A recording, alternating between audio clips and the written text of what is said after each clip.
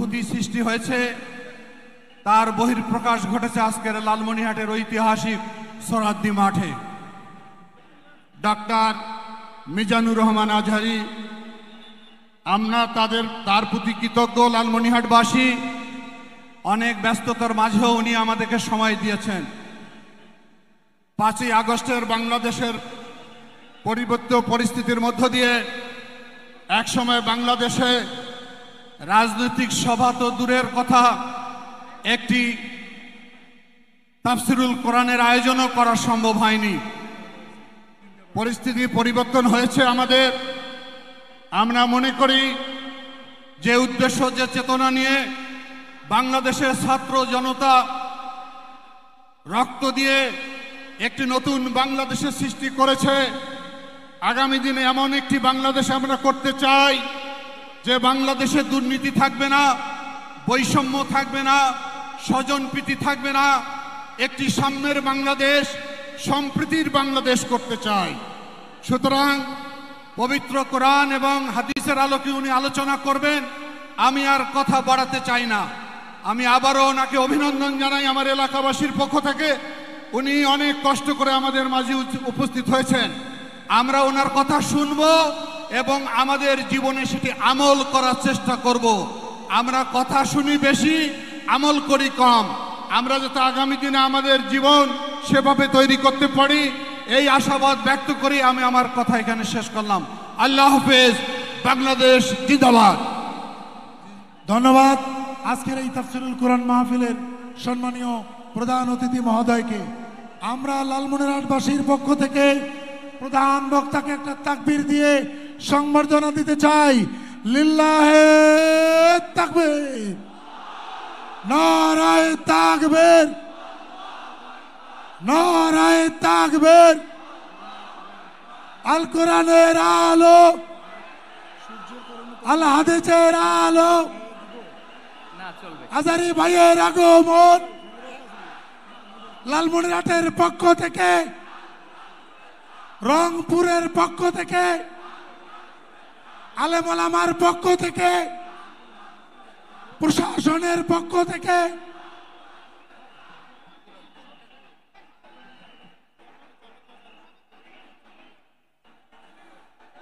অপেক্ষার পালা শেষ। সবাই বলি আলহামদুলিল্লাহ। হে লালমনিরহাটবাসী, কোন ক্রাইটেরিয়াতে এই প্রোগ্রাম লালমনিরহাট পায় না। আমাদের প্রাচুর্যতা নাই, কিন্তু আমরা যে ভালোবাসতে জানি সেটা প্রমাণ করতে হবে। তৈরি আছি? সেটা হলো এখনই। একজনও থাকবে না যে দাঁড়ায় থাকবে। যে ভালোবাসে বলে দাবি করে সে বসে যাবে।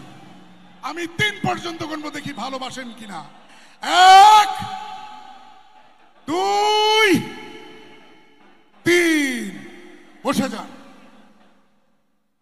এবার আমরা যে কথা বলবো না, মানসমাতানাদা, মুক্তি সেই পায় যে নীরব থাকে। এবার সবাই আরবি হরফ বলবেন। মিম, যে মিম দিয়ে জান্নাতের তালা খুলবো। মিম। এই শাহাদাত আঙ্গুল ঠোঁটে সবার, ক্যামেরাগুলো আপনাদের দিকে। শাহাদাত আঙ্গুল ঠোঁটে। মিম।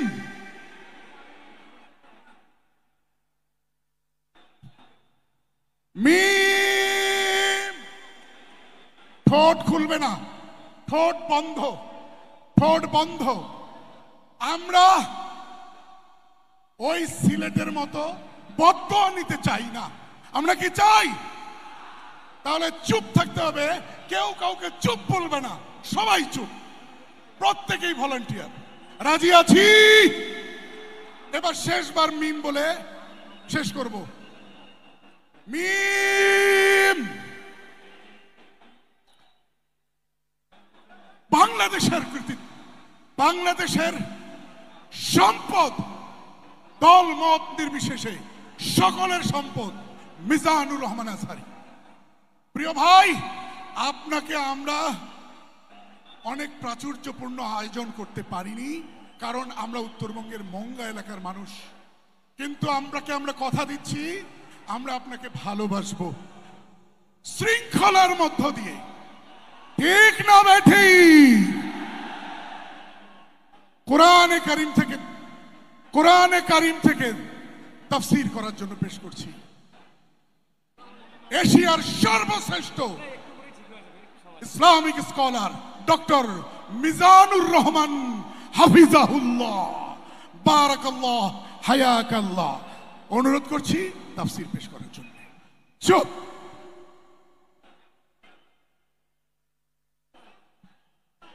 السلام عليكم ورحمة الله وبركاته. إن الحمد لله نحمده ونستعينه ونستغفره ونؤمن به ونتوكل عليه ونعوذ بالله من شرور أنفسنا ومن سيئات أعمالنا. من يهده الله فلا مضل له ومن يضلل فلا هادي له، أي فلن تجد له وليا مرشدا. ونشهد أن لا إله إلا الله وحده لا شريك له، هو الذي لا ضد له ولا ند له، لا مثل له ولا مثيل له، وزير له ولا كفيل له، لا شبه له ولا شبيه له، لا ولد له ولا والد له، وهو الواحد الفرد الصمد، لم يلد ولم يولد ولم يكن له كفوا أحد.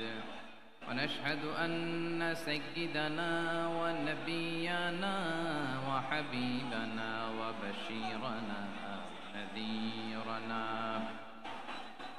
وطبيبنا وطبيب قلوبنا وحبيبنا وحبيب ربنا محمدا عبد الله ورسوله، أرسله بالحق بشيرا ونذيرا وداعيا إلى الله بإذنه وسراجا منيرا.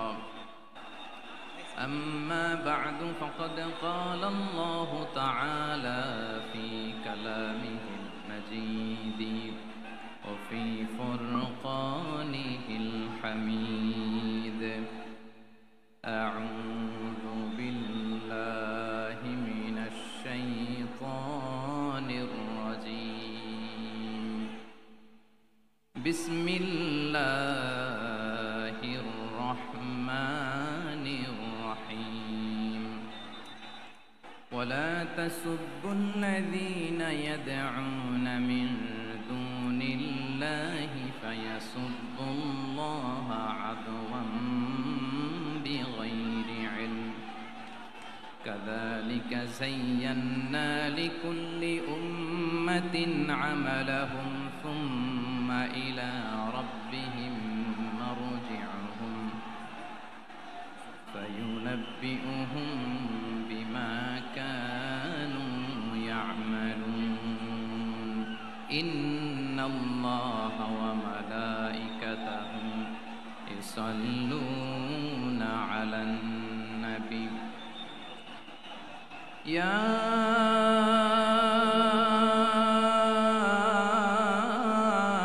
أيها الذين آمنوا صلوا عليه وسلموا تسليما. اللهم صل على محمد وعلى آل محمد كما صليت على إبراهيم وعلى آل إبراهيم إنك حميد مجيد. اللهم بارك على محمد وعلى آل محمد كما باركت على إبراهيم وعلى آل إبراهيم إنك حميد مجيد সকল প্রশংসার মালিককে, সকল ক্ষমতার উৎসকে। কেউ যেটা পারে না পারে কে, কেউ যেটা দেখে না দেখে কে, কেউ যেটা দেয় না দেয় কে? সে আল্লাহ রাব্বুল ইজ্জত ওয়াল জালালের দরবারে আমরা শুকর গুজার হচ্ছি। আমরা সবাই আওয়াজ করে পড়ে নিচ্ছি কালিমাতুশ শুকর, আলহামদুলিল্লাহ। গলা ছেড়ে দিয়ে আওয়াজ করে, প্রিয় লালমনিরহাটের ভাইয়ের আওয়াজ করে সবাই পড়ুন, রব্বানা লাকাল হামদ হামদান কাসীরান তাইয়িবান মুবারাকান ফীহি ইয়া রাব্বি লাকাল হামদু কামা ইয়ানবাগি লিজালালি ওয়াজহিকা ওয়া আযীমি সুলতানিকা লাকাল হামদু বিল ঈমান লাকাল হামদু বিল ইসলাম লাকাল হামদু বিল কুরআন। আমরা আল্লাহ রাব্বুল ইজ্জত ওয়াল জালালের দরবারে শুকরিয়া জ্ঞাপনের পাশাপাশি আজকের এই প্রোগ্রামের ইন্তেজামিয়া কমিটি, ইসলামিক সোসাইটি লালমনিরহাটকে অন্তরের অন্তঃস্থল থেকে ধন্যবাদ জানাতে চাই, শুভেচ্ছা জানাতে চাই। যারা দীর্ঘদিন টানা পরিশ্রম শেষে আজকে লালমনিরহাট জেলায়, যেটা আমার বেসিকলি রংপুর বিভাগের প্রোগ্রাম ছিল, এই ঐতিহাসিক প্রোগ্রামের আয়োজন তারা করেছে, আলহামদুলিল্লাহ। আজকের প্রোগ্রামে সম্মানিত সভাপতি, প্রধান অতিথি, বিশেষ অতিথি, মঞ্চে উপবিষ্ট আপনাদের অত্র এলাকার মা ও মাটির সন্তানেরা, নেতৃবৃন্দ, কমিউনিটি লিডার্স, লালমনিরহাট জেলার সম্মানিত ব্যবসায়ী ভাইয়েরা, চাকরিজীবী ভাইয়েরা, ছাত্র ভাইয়েরা, ভলান্টিয়ার্স ভাইয়েরা এবং লালমনিরহাট জেলা স্টেডিয়ামে অবস্থানরত আমার মা এবং বোনেরা, আমি আপনাদের সবাইকে অন্তরের অন্তঃস্থল থেকে শুভেচ্ছা জানাতে চাই, ধন্যবাদ জানাতে চাই যে আপনারা এত চমৎকার একটি প্রোগ্রামের আয়োজন করেছেন। প্রিয় ভাইয়েরা, আপনারা জানেন যে আমি প্রতি বিভাগে একবার করে সফর করছি। তো সেই সুবাদে রংপুর বিভাগের প্রোগ্রামটা আমি লালমনিরহাটে দিয়েছি এবং আমি আশ্বস্ত হয়েছিলাম যে লালমনিরহাটের প্রোগ্রাম খুবই গোছালো হবে, সুষ্ঠু হবে, শান্ত হবে। সেটার নমুনা আলামত আমি দেখতে পাচ্ছি, আলহামদুলিল্লাহ। সবাই খুবই সুশৃঙ্খল, লক্ষ লক্ষ তাওহীদি জনতা, পেছনে অনেকে জায়গা পায় নাই কিন্তু কোনো আওয়াজ নাই, সবাই দাঁড়িয়ে আছে। এলইডি স্ক্রিন আছে, আপনারা স্ক্রিনে দেখতে পাচ্ছেন, আলহামদুলিল্লাহ। আমি সবাইকে দেখতে পাচ্ছি, মাশাআল্লাহ মাশাআল্লাহ। শান্ত হয়ে আপনারা বসুন, অল্প কিছু সময় কথা বলার সুযোগ আমি পাবো। যেহেতু আমি হেলিকপ্টারে করে এসেছি, হেলিকপ্টারগুলোর আবার একটা পলিসি আছে, সানসেটের আগে, সূর্য ডোবার আগে তাদেরকে এয়ারপোর্টে আবার ল্যান্ড করতে হয়। তো এখানে 3:30টার মধ্যে আমাকে উঠে যেতে হবে।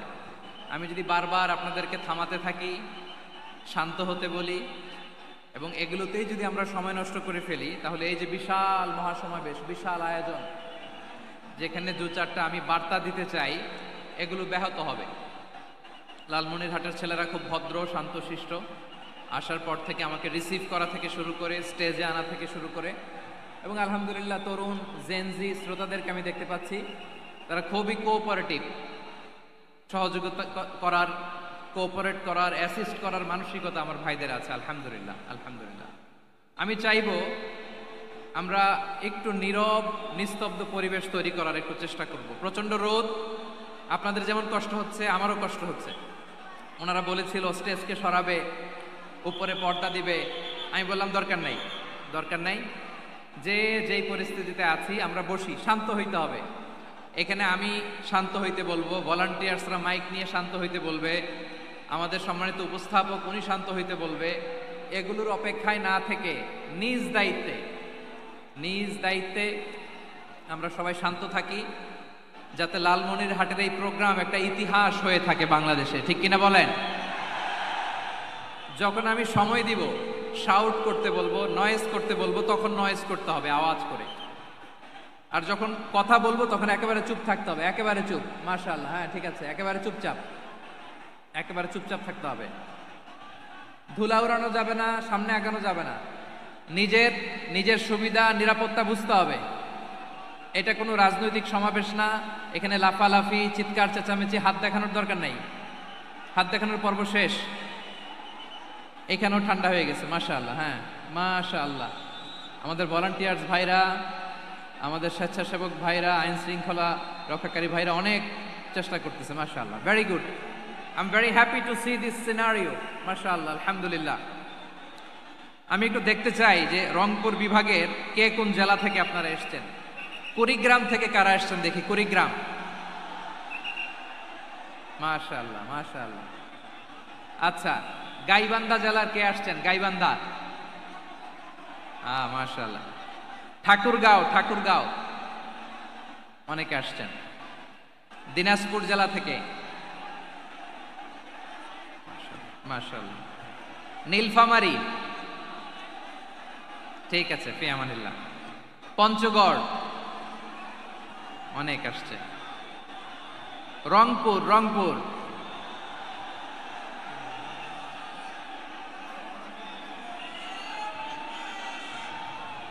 মাশাআল্লাহ মাশাআল্লাহ মাশাআল্লাহ, ঠিক আছে। লালমনিরহাটের কারা দেখি, লালমনিরহাট,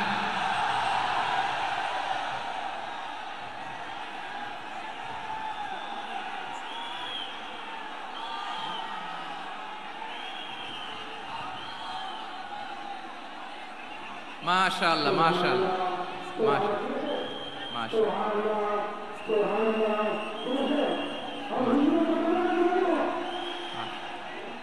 ঠিক আছে, ঠিক আছে। আচ্ছা, এই রংপুর বিভাগের বাইরে থেকে অন্য জেলার কারা কারা আসছেন দেখি, তাও আছে অনেকে, মাশাআল্লাহ, ঠিক আছে, ঠিক আছে। আজকের প্রোগ্রামে উপস্থিত আছেন প্রধান অতিথি হিসেবে অধ্যক্ষ আসাদুল হাবিব দুলু ভাই, সাংগঠনিক সম্পাদক বিএনপি, জাতীয় নির্বাহী কমিটির সভাপতি, জেলা বিএনপি লালমনিরহাট। বিশেষ অতিথি হিসেবে আমাদের অনেক ভাইরা এসছেন, সবাইকে শুকরিয়া জানাই। সভাপতিত্ব করছেন জনাব আব্দুল হাকিম। আইন শৃঙ্খলা বাহিনী, প্রশাসন, ভলান্টিয়ার্স, শুনেছি আমি প্রায় ৫,০০০ ভলান্টিয়ার্স আপনারা নিয়োগ দিয়েছেন, আলহামদুলিল্লাহ আলহামদুলিল্লাহ। অনেক গোছালো প্রোগ্রাম। আমার প্রাণ ঢালা ভালোবাসা জানবেন, আমার হৃদয়ের গহীন থেকে ভালোবাসা নেবেন, শুভেচ্ছা জানবেন সবাই, ঠিক আছে, ঠিক আছে। প্রিয় ভাইরা, আমরা আর কাল বিলম্ব না করে মূল আলোচনায় চলে যেতে চাই। আজকে যে টপিকের উপর আমি কথা বলবো, টপিকটা হচ্ছে peaceful coexistence and communal harmony, শান্তিপূর্ণ সহাবস্থান এবং সাম্প্রদায়িক সম্প্রীতি। আমাদের বাংলাদেশে সাম্প্রদায়িক সম্প্রীতি আছে না নাই? আবহমান কাল থেকে আমরা মুসলিম, হিন্দু, বৌদ্ধ, খ্রিস্টান, পাহাড়ি, নৃগোষ্ঠী মিলেমিশে একাকার, আমরা সবাই মিলে বাংলাদেশ। আওয়াজ করে বলেন ঠিক কিনা? আমাদের পারস্পরিক সম্প্রীতি, ভালোবাসা, সৌহার্দ্যপূর্ণ আচরণ, বোঝাপড়া, এটা বেশ মজবুত, বেশ মজবুত। তবে মাঝে মাঝে আমাদের এই সম্প্রীতির ভেতরে অনেকে ফাটল ধরাতে চায়। আমরা যে সুখে আছি, শান্তিতে আছি, এটা অনেকের ভালো লাগে না, ঠিক কিনা বলেন? আমাদের মধ্যে সাম্প্রদায়িক সম্প্রীতি, সৌহার্দ্যপূর্ণ আচরণ, ভালোবাসা, এটা আবহমান কাল ধরে আছে।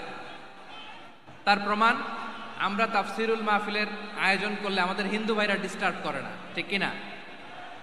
এবং আমি যদি বলি হাত তোলেন, হিন্দু ধর্মের কারা কারা এসেছেন, কত শত কত হাজার যে হাত উঠবে, আপনি অবাক হয়ে যাবেন। আমি চাচ্ছি না হাত উঠাতে। খুলনাতে সর্বশেষ যে আমি প্রোগ্রাম করে গেলাম, সেখানে কয়েকশো হিন্দু ভাই আসছে আমাদের আলোচনা শুনতে, আলহামদুলিল্লাহ। অনেক বৌদ্ধরা আসে, অনেক খ্রিস্টানরা আসে। এবার সফরেও অনেক হিন্দু ভাইরা আমার সাথে দেখা করেছে, তারা বলেছে হুজুর আমরা আপনার আলোচনা শুনি, আলহামদুলিল্লাহ বলেন। So it's our responsibility to present our religion to our non-Muslim brothers and sisters. আমাদের অমুসলিম ভাই বোনদের কাছে ইসলামের সৌন্দর্য তুলে ধরা, এটা আমাদের দায়িত্ব। We all are the ambassador of Islam. আমরা প্রত্যেকে দায়িত্বশীল, আমরা প্রত্যেকে এক একজন ইসলামের অ্যাম্বাসেডর, আলহামদুলিল্লাহ বলেন। এজন্য এমন ভাবে দ্য বিউটি অফ ইসলাম, ইসলামের সৌন্দর্য আমাদেরকে ফুটিয়ে তুলতে হবে, যাতে করে নন মুসলিমরা শাহাদা পড়ে, কালিমা পড়ে মুসলমান হয়ে যায়। অনেক নন মুসলিম ভাই বোন আমাদের হাতে শাহাদা পড়ে, কালিমা পড়ে মুসলমান হয়েছে, অনেক। সো আমরা যেন ইসলামের বিউটিটাকে তুলে ধরতে পারি, এবং এই যে সম্প্রীতি, এটাকে যেন আমরা অটুট রাখতে পারি। আদতে আদতে বাংলাদেশের ইতিহাস বলে আমাদের দেশে কোনো দাঙ্গা নাই, আছে? লালমনিরহাটের ভাইয়ের আওয়াজ করে বলেন, আমাদের দেশে হিন্দু মুসলিম দাঙ্গা আছে? আমরা ভাই ভাই, আওয়াজ করে বলুন তো, আমরা কি ভাই ভাই? কিন্তু কিছু দুষ্ট লোক আছে, তারা আমাদের সম্পর্কের মধ্যে ফাটল ধরাতে চায়, ঠিক কিনা বলেন? মাঝে মাঝে ঝগড়া লাগাতে চায়। দেখবেন পত্রপত্রিকায় দেখা যায় বিভিন্ন ধর্মীয় উপাসনালয়গুলোতে হামলা চালানো হয়, এগুলো রাজনৈতিক উদ্দেশ্য প্রণোদিত, এগুলোর সাথে ইসলামের কোনো সম্পর্ক নাই। এজন্য এই দুর্বৃত্তদের ব্যাপারে আমাদের সাবধান থাকতে হবে। আমরা সবসময় যেমনি ঐক্যবদ্ধ, ইউনাইটেড, আমরা যদি এরকম ইউনাইটেড থাকি, এই সমস্ত দুর্বৃত্তদের কালো হাত ভেঙে দিতে আমাদের 1 ঘন্টাও লাগবে না। চিল্লায় বলো ঠিক কিনা? আমরা সংঘবদ্ধ থাকবো। এই যে আমাদের পিসফুল কোএক্সিস্টেন্স, শান্তিপূর্ণ সহাবস্থান, হিন্দুরা পূজা করে, যেদিন হিন্দুদের পূজা অনুষ্ঠান, আমরা ওই দিন তাফসির মাহফিল করি না, ঠিক কিনা বলেন? যেদিন আমাদের তাফসিরুল কোরআনের প্রোগ্রাম, ওই দিন আমাদের হিন্দু ভাইরা ডিস্টার্ব করে না। সুবহানাল্লাহ। হিন্দুদের পূজা অনুষ্ঠানে মাদ্রাসার ছাত্র যে পাহারা দেয়, গোটা বিশ্বে এরকম দৃষ্টান্ত নজির বিরল, ঠিক কিনা বলেন? আইন শৃঙ্খলা বাহিনীর পাশাপাশি মাদ্রাসার ছাত্ররা যে সেখানে পাহারা দেয়, গোটা পৃথিবীতে এই দৃষ্টান্ত আপনি পাবেন। মাদ্রাসার ছাত্ররা, তারা তো কোরআনের ধারক, তারা হাদিসের ধারক, তারা কেন মন্দির পাহারা দিবে?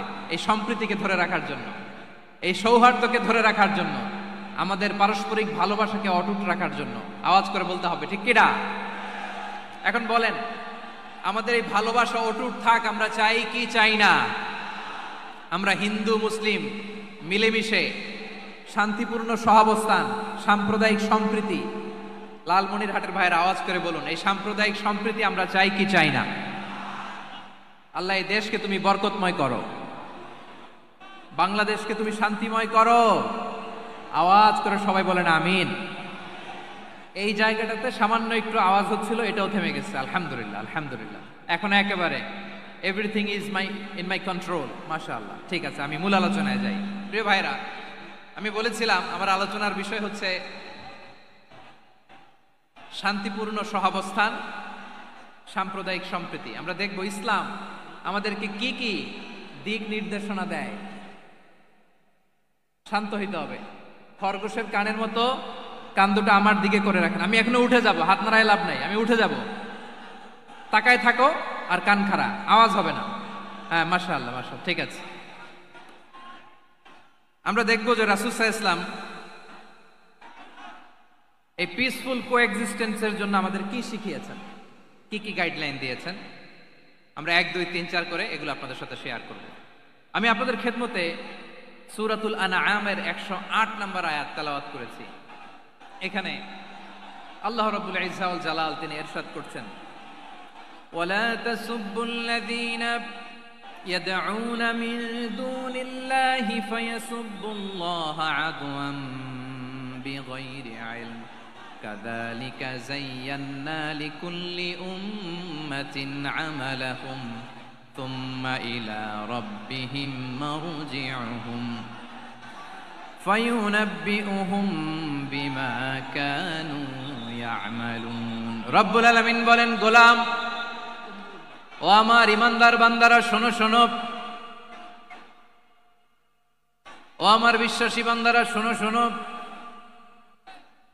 লা তাসুব্বুল্লাযীনা ইয়াদউনা মিন দুনিল্লাহ ফায়াসুব্বুল্লাহা আদওয়ান বিগাইরি ইলম। ও আমার বিশ্বাসী বান্দারা, যারা আল্লাহকে ব্যতি রেখে, আল্লাহকে বাদ দিয়ে অন্য উপাস্যকে ডাকে, দেবীর পূজা করে, দেবতাদের পূজা করে, তোমরা খবরদার তাদের গালি দিও না। আওয়াজ করে বলেন, কি দিও না? আল্লাহ বলেন, ও বিশ্বাসীরা শোনো, যারা আল্লাহকে বেছে রেখে দেব দেবীর পূজা করে, অন্য উপাস্যের পূজা করে, তাদেরকে ডাকে, ওই দেবতাদেরকে তোমরা গালি দিও না। যদি ওই দেবতাদেরকে গালি দাও তাহলে ভুলবশত, শত্রুতাবশত তারা তোমাদের রব আল্লাহকে গালি দেবে, ঠিক কিনা? তোমরা যদি তাদের দেবতাদের গালি দাও, ওরা রেগে তোমার আল্লাহরে গালি দিবে, তাহলে আল্লাহরে গালি খাওয়ানোর কারণ হয়ে গেলাম আমি, ঠিক কিনা বলেন?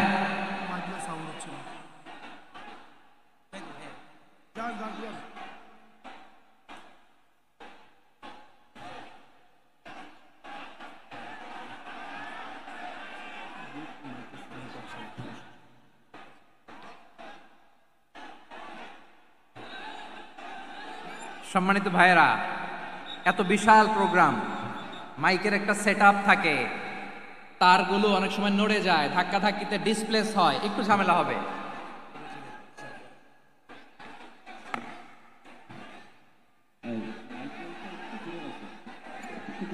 ব্যাস ব্যাস ব্যাস, হ্যাঁ ঠিক ঠিক আছে। একটু একটু সমস্যা হবে মাঝে মাঝে, আপনারা শান্ত থাকলে, শান্ত থাকতে হবে। এইভাবে সাউন্ড নাই, এই নাই, এই বলতে বলতে আমার সময়ও নাই, উঠে যেতে হবে, এগুলো বোকামি। এই বিভাগীয় প্রোগ্রামগুলোতে যাই, চিৎকার চেঁচামেচি করে তোমরা আসো, সময় শেষ আমাকে উঠে যেতে হয়, আমরা তো বঞ্চিত হলাম। গুরুত্বপূর্ণ অনেক কথা শোনাবো তোমাদের, অনেক। প্রিয় ভাইরা, আপনারা শান্ত হয়ে বসুন, শান্ত হয়ে। রব্বুল আলামিন বলেন, খবরদার বিশ্বাসীরা, আল্লাহ ছাড়া যারা অন্যান্য উপাস্যদেরকে ডাকে, দেবতাদেরকে ডাকে, তাদেরকে তোমরা গালি দিও না। ওই সমস্ত দেবতাদেরকে যদি তোমরা গালি দাও তাহলে তারা আল্লাহকে গালি দিবে, ঠিক কিনা বলেন? আমরা দেবতাদের গালি দিলে ওরা আল্লাহকে গালি দিবে। রব্বুল আলামিন বলেন, খবরদার দেবতাদেরকে গালি দিও না, তাহলে ওরা তোমার রব আল্লাহরে গালি দেবে। প্রতিটি জাতির জন্য তাদের কাজকে আমি আল্লাহ সুশোভিত করে রেখেছি, তারা সবাই একদিন আমার কাছেই ফিরে আসবে, এরপর আমি রব্বুল আলামিন তাদের আমলনামা তাদেরকে জানিয়ে দেব। সুবহানাল্লাহ পড়ে। প্রিয় ভাইয়েরা, আল্লাহ তাআলা বলেছেন খবরদার গালি দিও না। আদেশটা কার? আওয়াজ করে বলেন তো। হিন্দুদের দেবতা দেবদেবীদেরকে গালি দেওয়া যাবে না, আওয়াজ করে বলুন প্রিয় ভাইয়েরা, এই আদেশটা কার? এই আপনাদের গলার আওয়াজ। অন্য ধর্মের দেবতাদেরকে যে গালি দেওয়া যাবে না, এই আদেশটা কার? আরো জোরে বলুন, কার? গালি দিবেন কোন দেবতাকে? দিবেন? যদি দেন তাহলে ওরা আল্লাহরে গালি দিবে, তাহলে আল্লাহরে গালি খাওয়াইলো কে? আপনি, ঠিক কিনা বলেন? আমি আল্লাহকে গালি খাওয়ানোর কারণ হলাম, কারণ আমি যদি গালি না দিতাম ওরা আমার রবকে গালি দিত না। আওয়াজ করে বলেন ঠিক কিনা? তাহলে প্রিয় ভাইয়েরা, ইসলাম আমাদেরকে শিখায়, সূরাতুল আনআমের 108 নম্বর আয়াত থেকে আমরা বুঝলাম কোন ধর্মকে ছোট করা যাবে না।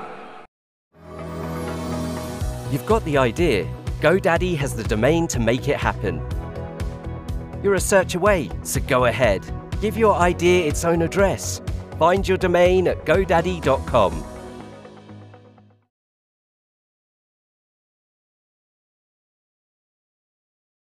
ইসলামের ধারে কাছে আসবে না, আওয়াজ করে বলেন ঠিক কিনা? এজন্য কখনো কোনোদিন অন্য ধর্মের দেবতাদেরকে গালি দেয়া যাবে না। অন্য ধর্মের কোনো দেবতাদেরকে আমরা গালি দিব না, গালি দিব না, বরং ইসলামের beauty, the beauty of Islam, ইসলামের সৌন্দর্যকে আমরা তুলে ধরব। আমরা যদি বিশ্বনবী সাল্লাল্লাহু আলাইহি ওয়াসাল্লামের জীবনের দিকে তাকাই, তাহলে আমি দেখব বিষ্ণু ইসলাম মক্কাতে কিংবা মদিনাতে অন্য ধর্মের লোকদের সাথে খুব পিসফুলি লাইফ লিড করেছেন। হোক মুশরিক, হোক খ্রিস্টান, হোক ইহুদি, বিশ্বনবী সবার সাথে মিলেমিশে ছিলেন। আলহামদুলিল্লাহ বলেন। ইসলাম হচ্ছে পিসফুল রিলিজিয়ান। অন্য ধর্মের প্রতি সহনশীলতার সবক ইসলাম আমাদেরকে দেয়, কিন্তু প্রতিটি মুসলিমের এটা মনে রাখতে হবে, আল্লাহর কাছে পছন্দনীয় গ্রহণযোগ্য ধর্ম, জীবনাদর্শ একটি, সেটা হচ্ছে ইসলাম। আওয়াজ করে বলেন সেটা কি? লালমনিরহাটের ভাইয়েরা আওয়াজ করে বলুন, আল্লাহর কাছে মনোনীত ধর্ম একটি, সেটা কি? এজন্য রব্বুল আলামিন বলেন, ইন্নাদ-দীনা ইনদাল্লাহিল ইসলাম, আল্লাহর কাছে মনোনীত গ্রহণযোগ্য অ্যাকসেপ্টেড ধর্ম মতাদর্শ একটা, সেটা হলো ইসলাম। ইসলাম ছাড়া অন্য কোনো ধর্ম যদি কেউ তালাশ করে তার ওই ধর্ম আল্লাহ গ্রহণ করবে না।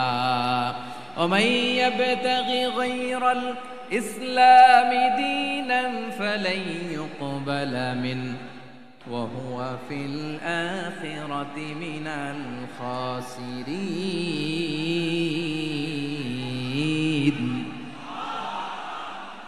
Whoever seek anything except Islam, that won't be accepted from him, and he will be loser in the day of judgment. কিয়ামতের দিন ইসলাম ছাড়া কেউ যদি অন্য কোনো ধর্ম তালাশ করেছে দুনিয়াতে, তার এই মতাদর্শ গ্রহণ করা হবে না, and he will be loser. সে হবে লুজার, ক্ষতিগ্রস্ত। হাই হাই কোম্পানির ম্যানেজার, ওর আমও শেষ, সালাও শেষ। আওয়াজ করে বলেন ঠিক কি না? এজন্য ইসলাম পেয়ে আমরা খুশি না বেজার? প্রত্যেক নামাজ শেষে আমরা আল্লাহরে বলি, আল্লাহ রাদিতু বিল্লাহি রাব্বা ওয়া বিল ইসলামি দীনা ওয়া বি মুহাম্মাদিন নাবিয়ান ওয়া রাসূলা। ও আল্লাহ, তোমারে রব হিসেবে পেয়ে আমরা খুশি। ও আল্লাহ, ইসলামকে ধর্ম হিসেবে পেয়ে আমরা খুশি। বিশ্বনবীকে আমাদের রাসূল পেয়ে আমরা খুশি। ঠিক কিনা বলেন? ইসলাম ছাড়া অন্য কোনো ধর্ম আমরা গ্রহণ করব না। ঠিক কিনা বলেন? আল্লাহর কাছে অ্যাকসেপ্টেড রিলিজিয়ন একটা, সেটা ইসলাম।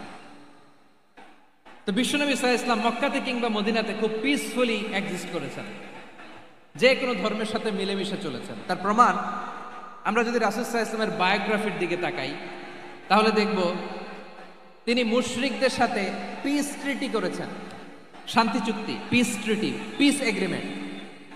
আপনারা হুদাইবিয়ার সন্ধির নাম শুনেছেন? আমার লালমনিরহাটের কলিজার টুকরা ভাইয়েরা, হুদাইবিয়ার সন্ধির নাম আপনারা শোনেন নাই? 6ষ্ঠ হিজরিতে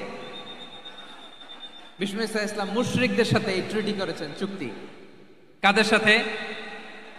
মুশরিকদের সাথে। আমরা তো মুসলমান বসতে পারি না, আমরা দুই মুসলিম ভাই একসাথে বসে চা খেতে পারি না, গল্প করতে পারি না। বিষ্ণু ইসা ইসলাম মুশরিকদের সাথে ট্রিটি করেছেন, হুদাইবিয়ার সন্ধি। এই সন্ধির আগে মক্কা থেকে কেউ মদিনায় যেতে পারে না, মদিনা থেকে কেউ মক্কায় যেতে পারে না। কিন্তু এই সন্ধির পরে ট্রাফিক স্বাভাবিক হয়ে গেল। মক্কার লোকেরা মদিনায় আসতে পারে, মদিনার লোকেরা মক্কায় আসতে পারে। এটাকে বলে সুলহে হুদাইবিয়া, the peace agreement of Hudaybiyyah, শান্তি চুক্তি। আমরা পৃথিবীতে এখন অনেক শান্তি চুক্তির নাম শুনি, এগুলো সব the piece treaty of Hudaibiya থেকে কপি করা। আল্লাহু আকবার। তাহলে বিশ্বনবী সাল্লাল্লাহু আলাইহি সাল্লাম তিনি যে শান্তিপূর্ণ সহাবস্থানে বিশ্বাসী ছিলেন, মুসলমানেরা যে অন্য ধর্মের প্রতি সহনশীল, তার প্রমাণ হচ্ছে এই পিস ট্রিটি। শুধু তাই নয়, মাইকের সাউন্ডটা একটু বাড়াই দিতে হবে, খুব দুর্বল, একটু মজবুত করতে হবে, আর একটু ক্লিন করতে হবে, আর সবগুলা জায়গায় সাউন্ড যাচ্ছে কিনা একটু ক্রস চেক করতে হবে। হ্যাঁ, পাবেন দিচ্ছে mic operator, he is trying his level best, দিচ্ছে। মাইক অপারেটর যিনি আছেন, প্রতিটি জায়গায় প্রতিটি সাউন্ড বক্সে যেন আওয়াজ পাওয়া যায়, একটু ক্রস চেক করেন, সাউন্ডটাকে একটু স্ট্রং করে দেন। হ্যাঁ, ঠিক আছে, মাশাআল্লাহ। এদিকে তাকান, এদিকে। মক্কার পার্ট গেল, পিস এগ্রিমেন্ট করলেন, শান্তি চুক্তি। বিষ্ণু ইসলাম মদিনায় যে কি করলেন? মদিনায় যে বিষ্ণু ইসলাম মদিনা চার্টার করলেন, মদিনা সনদ, সাহিফাতুল মদিনা, এটার বলে মদিনা চার্টার। এই যে ওয়েস্টে, ইউরোপে, আমেরিকাতে তারা অনেক চার্টার করে, সব চার্টার মদিনা চার্টার থেকে কপি করা। আওয়াজ করে পড়েন সুবহানাল্লাহ। বিষ্ণু ইসলাম মদিনায় গেলেন, মদিনাতে মুসলিম, মুশরিক, ইয়াহুদি, এই 3 ধর্মের লোক মিলে সব স্টেক হোল্ডার যারা আছে সবাইকে নিয়ে বিষ্ণু ইসলাম মদিনা চার্টার করলেন, মদিনা সনদ। পড়েন সুবহানাল্লাহ। শুধু তাই নয়, মক্কাতে বিশ্বনবী পিস এগ্রিমেন্ট করলেন, শান্তি চুক্তি মুশরিকদের সাথে। মদিনাতে যে বিশ্বনবী মদিনা চার্টার করলেন, মদিনা সনদ করলেন ইহুদিদের সাথে। আবার মদিনাতে বিশ্বনবী ইহুদিদের সাথে পিস ডায়ালগ করলেন, ইন্টারফেথ ডায়ালগ করলেন, আন্তধর্মীয় সংলাপ করলেন। যেই সংলাপের মূল ভিত্তি ছিল তাওহীদ। মূল ভিত্তি ছিল কি? তাওহীদ। বিশ্বনবী ইহুদিদেরকে ডাকলেন, আহ্বান করলেন, কুল ইয়া আহলাল কিতাবি তাআলাউ ইলা কালিমাতিন সাওয়াইন বাইনানা ওয়া বাইনাকুম ألا نعبد إلا الله ولا نشرك به شيئا ولا يتخذ بعضنا بعضا أربابا من دون الله فإن تولوا فقولوا اشهدوا بأننا মুসলিমুন। সুবহানাল্লাহ পড়েন। বিশ্বনবী মদিনার ইহুদিদের ডেকে বললেন, ও ইহুদিরা শোনো শোনো, আসো এমন একটা আদর্শের প্রশ্নে আমরা একত্রিত হই যে আদর্শের প্রচার তোমাদের নবীরাও করেছে, আমিও করি। যে আদর্শের কথা তোমাদের পবিত্র ধর্মগ্রন্থগুলোতে আছে, আমার কোরআনেও আছে, সেটা হলো তাওহীদ। আমরা এক আল্লাহ ছাড়া কারো ইবাদত করব না, আল্লাহর সাথে কাউরে শরীক করব না, আল্লাহ ছাড়া কাউরে রব মানব না। পড়েন সুবহানাল্লাহ। তাহলে আমার প্রিয় লালমনিরহাটের ভাইরা, মদিনাতে যেয়ে তিনি মদিনা চার্টার করলেন, মদিনা সনদ, পিস ডায়ালগ করলেন, শান্তির সংলাপ, ইন্টারফেথ ডায়ালগ করলেন, আন্তধর্মীয় সংলাপ, যার ভিত্তি ছিল তাওহীদ। সুবহানাল্লাহ পড়েন। তাহলে অন্য ধর্মের প্রতি সব সময় ইসলাম সহনশীল, টলারেন্স। যদি আপনি দেখতে চান ইসলামের নবী বিশ্ব নবীর দিকে তাকান, ঠিক কিনা বলেন? আমরা তো সংখ্যালঘুদের রাইটস প্রোটেক্ট করার জন্য কত আইন বানাই, কত বৈঠক করি, কত সংবাদ সম্মেলন করি। বিষ্ণু সাল্লাল্লাহু আলাইহি ওয়াসাল্লাম সংখ্যালঘুদের রাইটসের ব্যাপারে, অধিকারের ব্যাপারে যে কথা বলেছেন, শুনলে আপনি অবাক হয়ে যাবেন।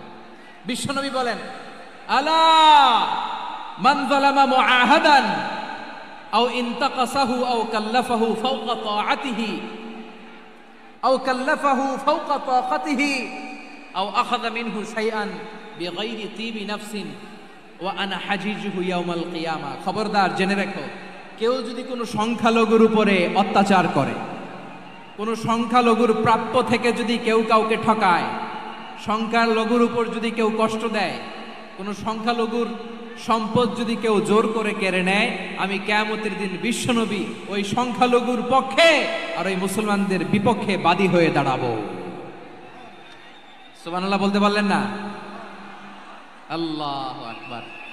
আপনি নামাজি, আপনি মুসল্লি, আপনি হাজী সাহেব, তাহাজ্জুদ পড়তে পড়তে কপালে দাগ ফেলে দিছেন, আপনার প্রতিবেশী হিন্দু, ভাবছেন আমার তো পাওয়ার আছে, ওর জমিটা দখল করি। বিশ্বনবী বলেন, কিয়ামতের দিন ওই হিন্দুর পক্ষে তোর বিরুদ্ধে আমি বাদী হয়ে দাঁড়াবো।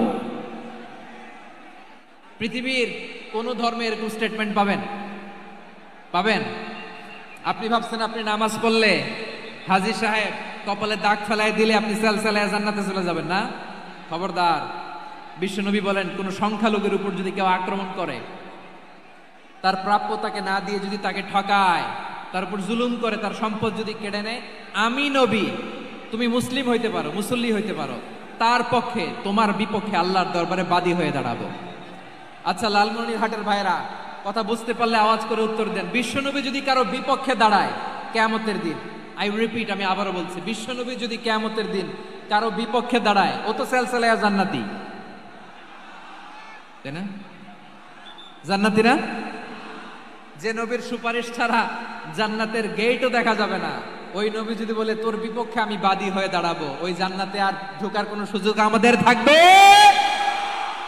এখানেই শেষ না আমার প্রিয় লালমনিরহাটের ভাইয়েরা, এখানেই শেষ নয়। বিশ্বনবী বলেন, মান কাতালা মুআহাদান, বুখারীর বর্ণনা, মান কাতালা মুআহাদান লাম ইয়ারাহ রাইহাতাল জান্নাহ। কেউ যদি, কোনো মুসলিম যদি অন্যায়ভাবে কোনো সংখ্যালঘুকে হত্যা করে, কোনো হিন্দুকে হত্যা করে, কোনো বৌদ্ধরে হত্যা করে, অন্যায়ভাবে কোনো মুসলিম যদি কোনো সংখ্যালঘুরে হত্যা করে, জান্নাতে যাওয়া তো দূরের কথা, ওই মুসলিম জান্নাতের ঘ্রাণও পাবে না। সেই বুখারীর বর্ণনা, মান কাতালা মুআহাদান লাম ইয়ারাহ রাইহাতাল জান্নাহ ওয়া ইন্না রিহাহা লা ইউজাদু মিন মাসিরাতি 40 আমা। যে জান্নাতের ঘ্রাণ 40 বছর দূরের রাস্তা থেকেই পাওয়া যায়। সুবহানাল্লাহ পড়েন। প্রিয় ভাইরা, এখান থেকে জান্নাতে পৌঁছতে লাগবে 40 বছর। এত দূর, কত বছর? সবাই বলেন কত বছর? এখান থেকে জান্নাতে পৌঁছতে লাগবে 40 বছর। এত দূরে থাকতেই জান্নাতের ঘ্রাণ আপনার নাকে এসে ধাক্কা মারবে।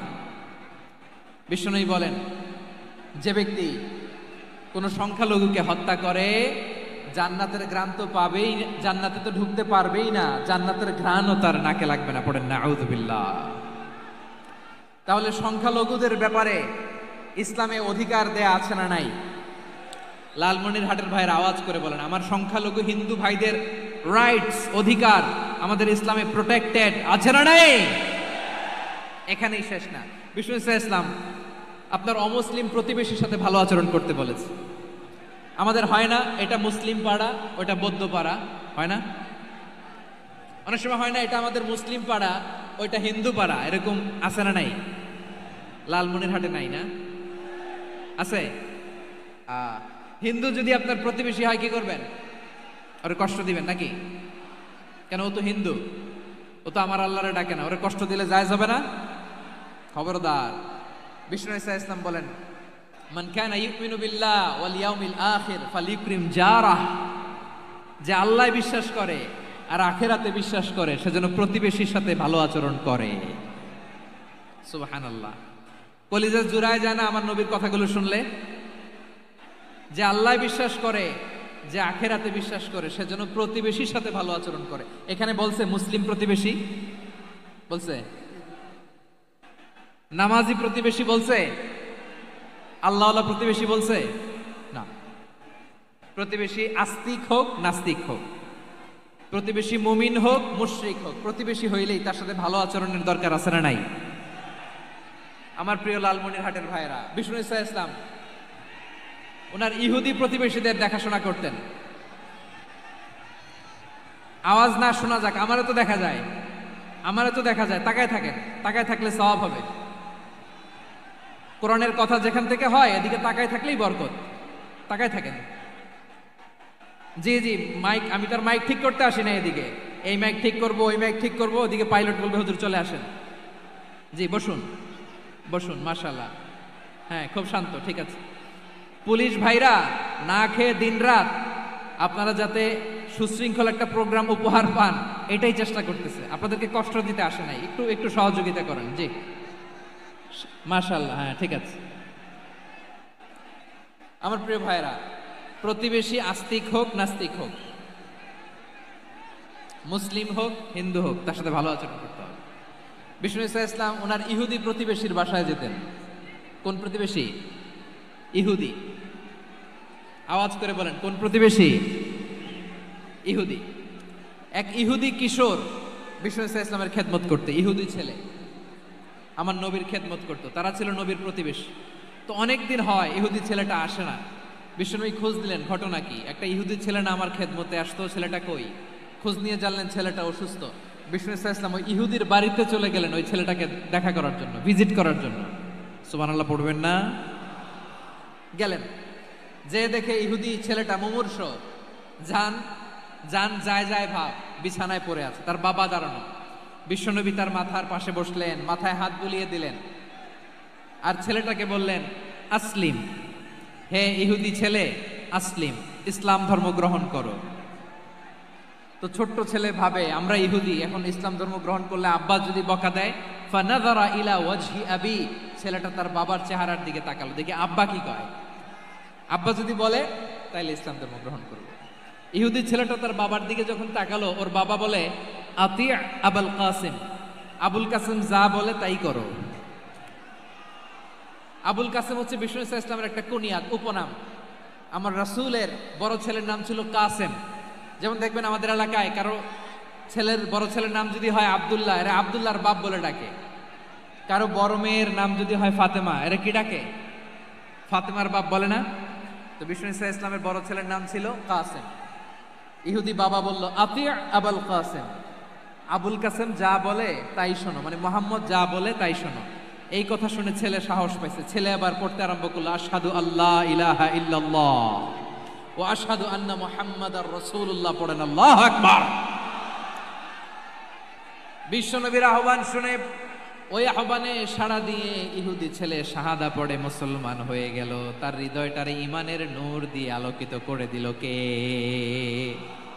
প্রিয় ভাইরা, এবার রাসূল সাল্লাল্লাহু আলাইহি ওয়াসাল্লাম বের হয়ে আসলেন ঘর থেকে, আর পড়লেন আলহামদুলিল্লাহিল্লাযী আনকাযাহু মিনান নার।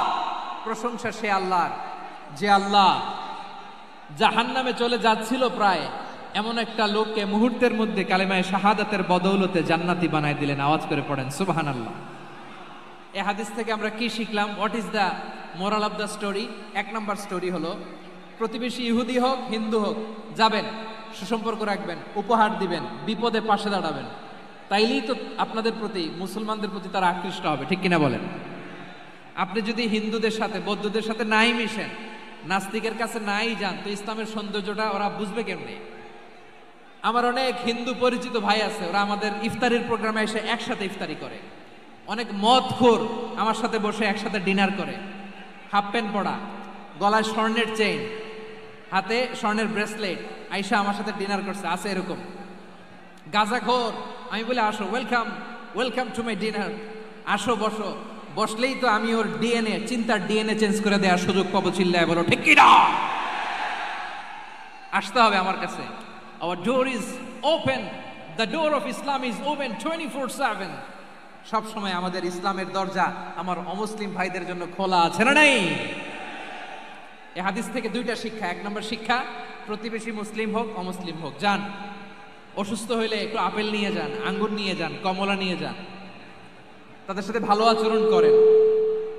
ইসলামের বিউটি দেখে, সৌন্দর্য দেখে অবাক হবে, নসিব ভালো হলে কোনোদিন কালিমা পড়ে মুসলমান হয়ে যাবে, ঠিক কিনা বলেন?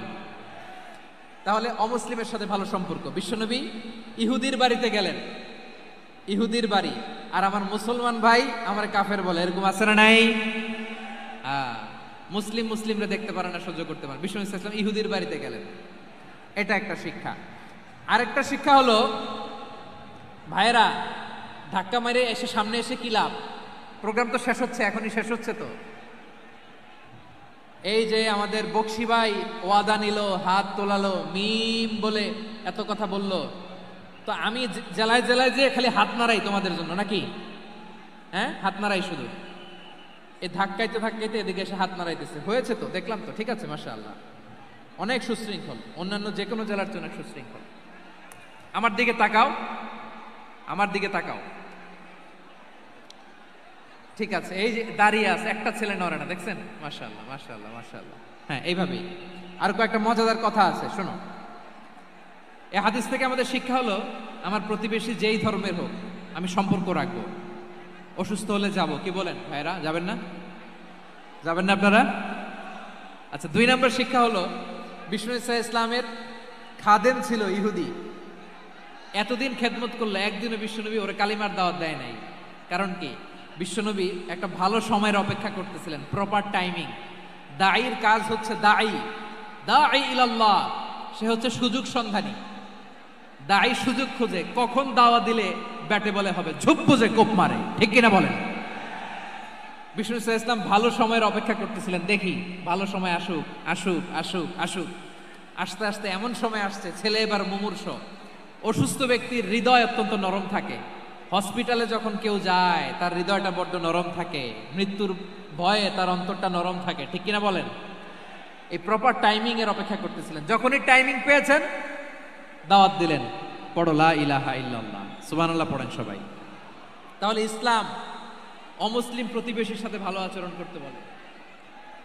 ইসলাম অমুসলিম মাতা পিতার সাথেও ভালো আচরণ করতে বলে। মাতা পিতা যদি অমুসলিম হয়, তারা ফেলে দিতে পারবেন? পারবেন? পারবেন?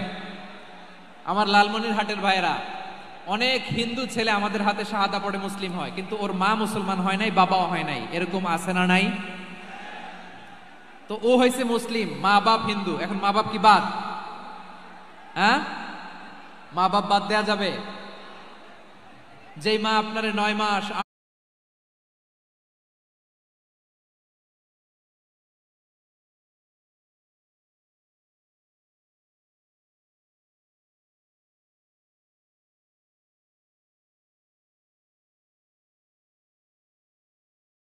মাস পেটে ধারণ করলো, আপনার মায়ের নার ছেঁড়া ধন আপনি ওই মারে বাদ দিতে পারবেন? যে মায়ের বুকের তাজা দুধ খেয়ে আপনি আজকে বাড়ন্ত তাজা তরতাজা, ওই মারে বাদ দেয়া যাবে? মায়ের এক ধারে দুধের দাম, কাটিয়া গায়ের চাম, পাপোশ বানাইলেও ঋণের শোধ হবে না, এমন দরদি ভাবে কেউ হবে না আমার মাহা গো। মায়ের এক ধারে দুধের দাম, কাটিয়া গায়ের চাম, পাপোশ বানাইলেও ঋণের শোধ হবে না, এমন দরদি ভাবে কেউ হবে না আমার মাহা গো। ঠিক কিনা? মাকে তো বাদ দেওয়া যায় না। وقضى ربك ألا تعبدوا إلا إياه وبالوالدين إحسانا। আল্লাহ বলে অবধারিত দুইটা ভার্ডিক্ট তোমাদের জন্য, এক আল্লাহর ইবাদত করবা আর মা বাবার প্রতি ইহসান করবা। আদেশটা কার? মা বাবার প্রতি ইহসান করতে হবে। আমার মা হিন্দু হোক ভালো আচরণ করতে হবে, বৌদ্ধ হোক ভালো আচরণ করতে হবে। আমার যে সমস্ত হিন্দু ভাইয়েরা মুসলিম হয়েছে, তোমাদের মা বাবা এখনো মুসলমান হয় নাই, তাদের সাথে ভালো আচরণ করতে হবে। আপনাদের খেদমত নিজে করতে হবে অথবা খেদমতের ব্যবস্থা করাই দিতে হবে।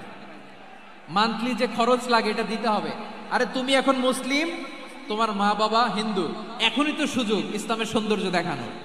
এখন মা বাবা যদি দেখে আরে এটা হিন্দু থাকতে তো বদমাইশ ছিল, বেয়াদব ছিল, কি এমন ধর্ম সে গ্রহণ করলো যেটা গ্রহণের সাথে সাথে সে পাল্টে গেল? কি এমন ধর্ম সে গ্রহণ করেছে যেটা তার জীবনকে আলোকিত করে দিয়েছে? নসিব ভালো হইলে তারাও কালিমা পড়ে মুসলমান হয়ে যাবে। বিষ্ণু ইসা ইসলামের স্ত্রীর নাম ছিল আয়েশা রাদিয়াল্লাহু তাআলা আনহা, আবু বকর রাদিয়াল্লাহু তাআলা আনহুর মেয়ে। আবু বকর রাদিয়াল্লাহু তাআলা আনহুর আরেক মেয়ের নাম হচ্ছে আসমা। কি নাম? দুজনই আবু বকর রাদিয়াল্লাহু তাআলা আনহুর মেয়ে, আসমা আর আয়েশা। নাম দুটো কেমন লাগে? আসমা নামটা কেমন লাগে? আয়েশা নামটা কেমন লাগে? সবার ভালো লাগে নাই? নাম দুটো আপনাদের ভালো লাগে? লালমনিরহাটে অনাগত যদি কন্যা সন্তান হয়, যদি মনে চায় আসমা রেখে দিতে পারবেন, যদি মনে চায় আয়েশা রেখে দিয়ে। দেশে বিদেশে এয়ারপোর্টে রাস্তা ঘাটে শুধু বলে হুজুর একটা নাম দেন, আমার ছেলের একটা নাম দেন, মেয়ের একটা নাম দেন। তো আমার মনে আছে যশোরের আদ্দিনের মাহফিলে আমি একটা দুইটা নাম দিয়েছিলাম। আজকে লালমনিরহাটের এই প্রোগ্রামে কন্যা সন্তান যদি হয় দুটা নাম দিলাম, আসমা কিংবা আয়েশা। ইনশাআল্লাহ পড়েন। দুজন বোন, এক মায়ের না, বাবা এক মা দুইজন।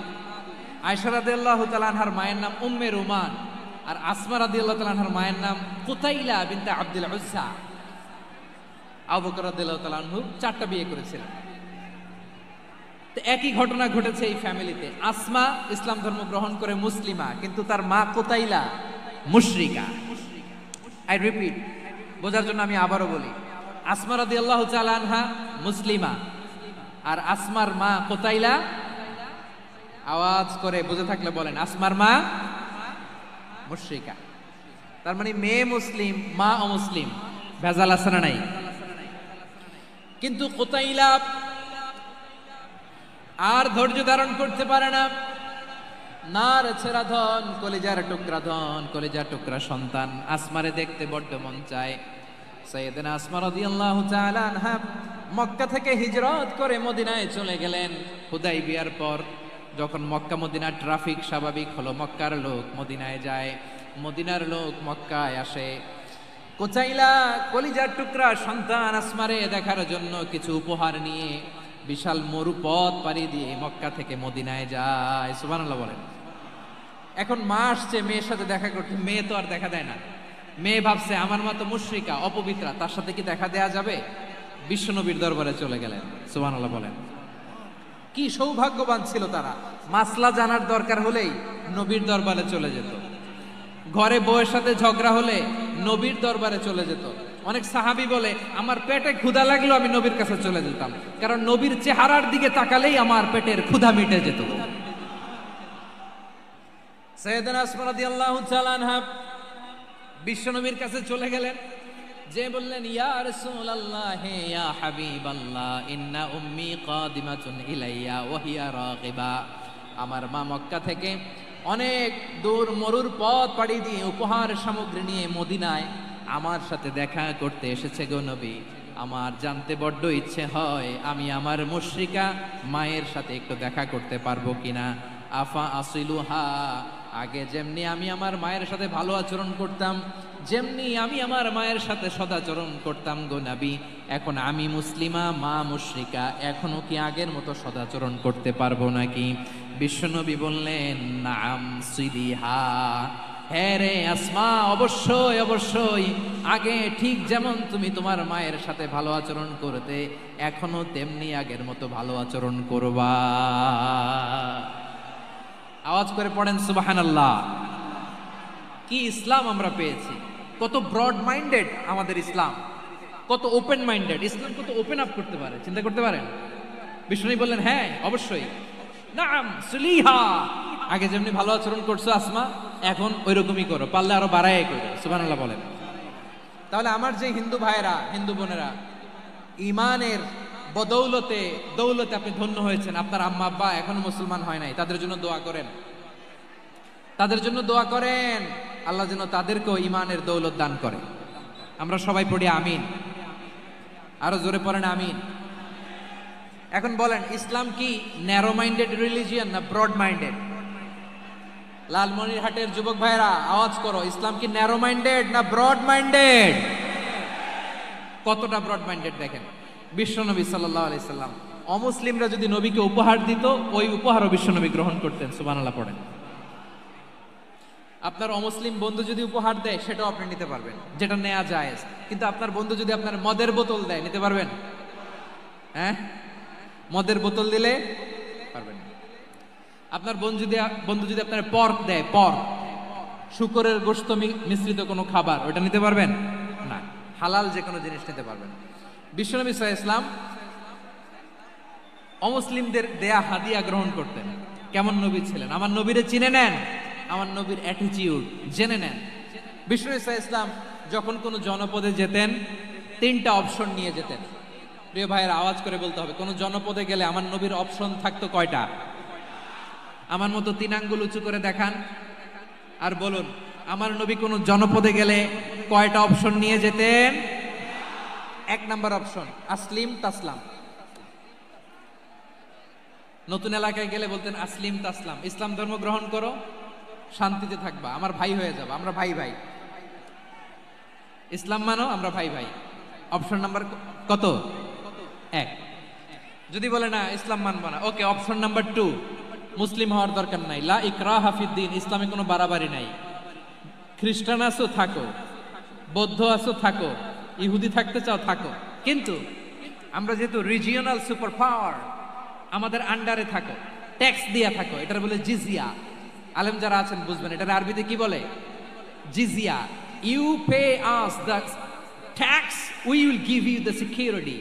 তোমরা ট্যাক্স দিবা, আমরা সিকিউরিটি দিব, আমাদের আওতায় থাকবা, কেউ তোমাদেরকে আক্রমণ করতে পারবে না, আমরা নিরাপত্তা দিব। সুবহানাল্লাহ বলেন। এটা অপশন নাম্বার কত? আচ্ছা, বুঝে থাকলে বলেন, 1 নাম্বার অপশন কি ছিল? ইসলাম।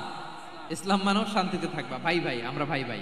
অপশন নাম্বার 2, ট্যাক্স দাও, আমরা নিরাপত্তা দিব, মুসলিম হওয়া লাগবে না।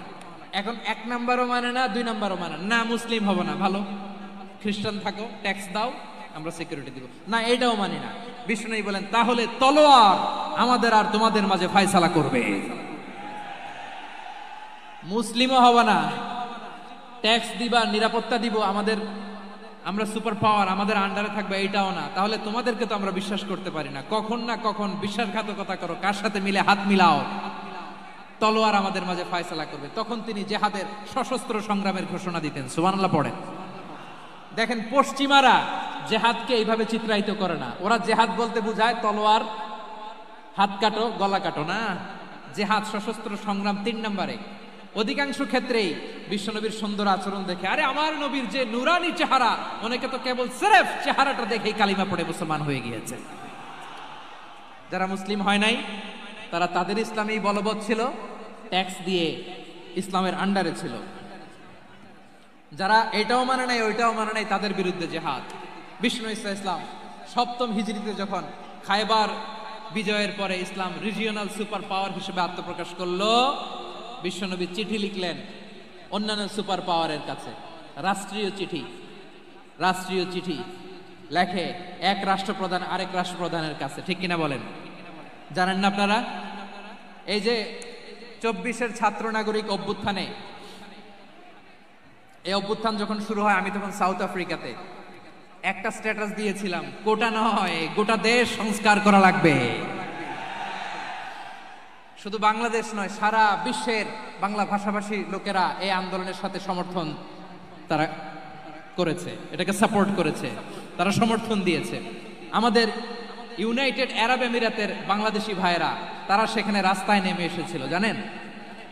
ওইখানে ডেমনস্ট্রেশন করা যায় না, সেখানকার সরকার তাদেরকে যাবজ্জীবন দিয়েছিল। তখন আমাদের এই যে প্রধান উপদেষ্টা ডক্টর মোহাম্মদ ইউনূস সরাসরি G2G বলে, এটারে G2G, government to government, G2G, উনি চিঠি লিখলেন যে তাদেরকে, ইউর হাইনেস, হে সম্মানিত আমির, আপনি আমার এই চিঠির কারণে আমার সম্মানে এই 53 জন বাংলাদেশিকে মাফ করে দেন। এই চিঠির বদৌলতে বেকসুর খালাস পেয়ে গিয়েছিল আমাদের ভাইরা। জানেন না এই ঘটনা আপনারা? তাহলে গভর্নমেন্ট টু গভর্নমেন্ট চিঠি দেওয়া হয়। 7ম হিজরিতে বিষ্ণু ইসলাম সব সুপার পাওয়ারের কাছে চিঠি দিলেন, রোমান সম্রাটের কাছে, পারস্য অধিপতির কাছে, মিশরের অধিপতির কাছে, সবার কাছে চিঠি লিখলেন।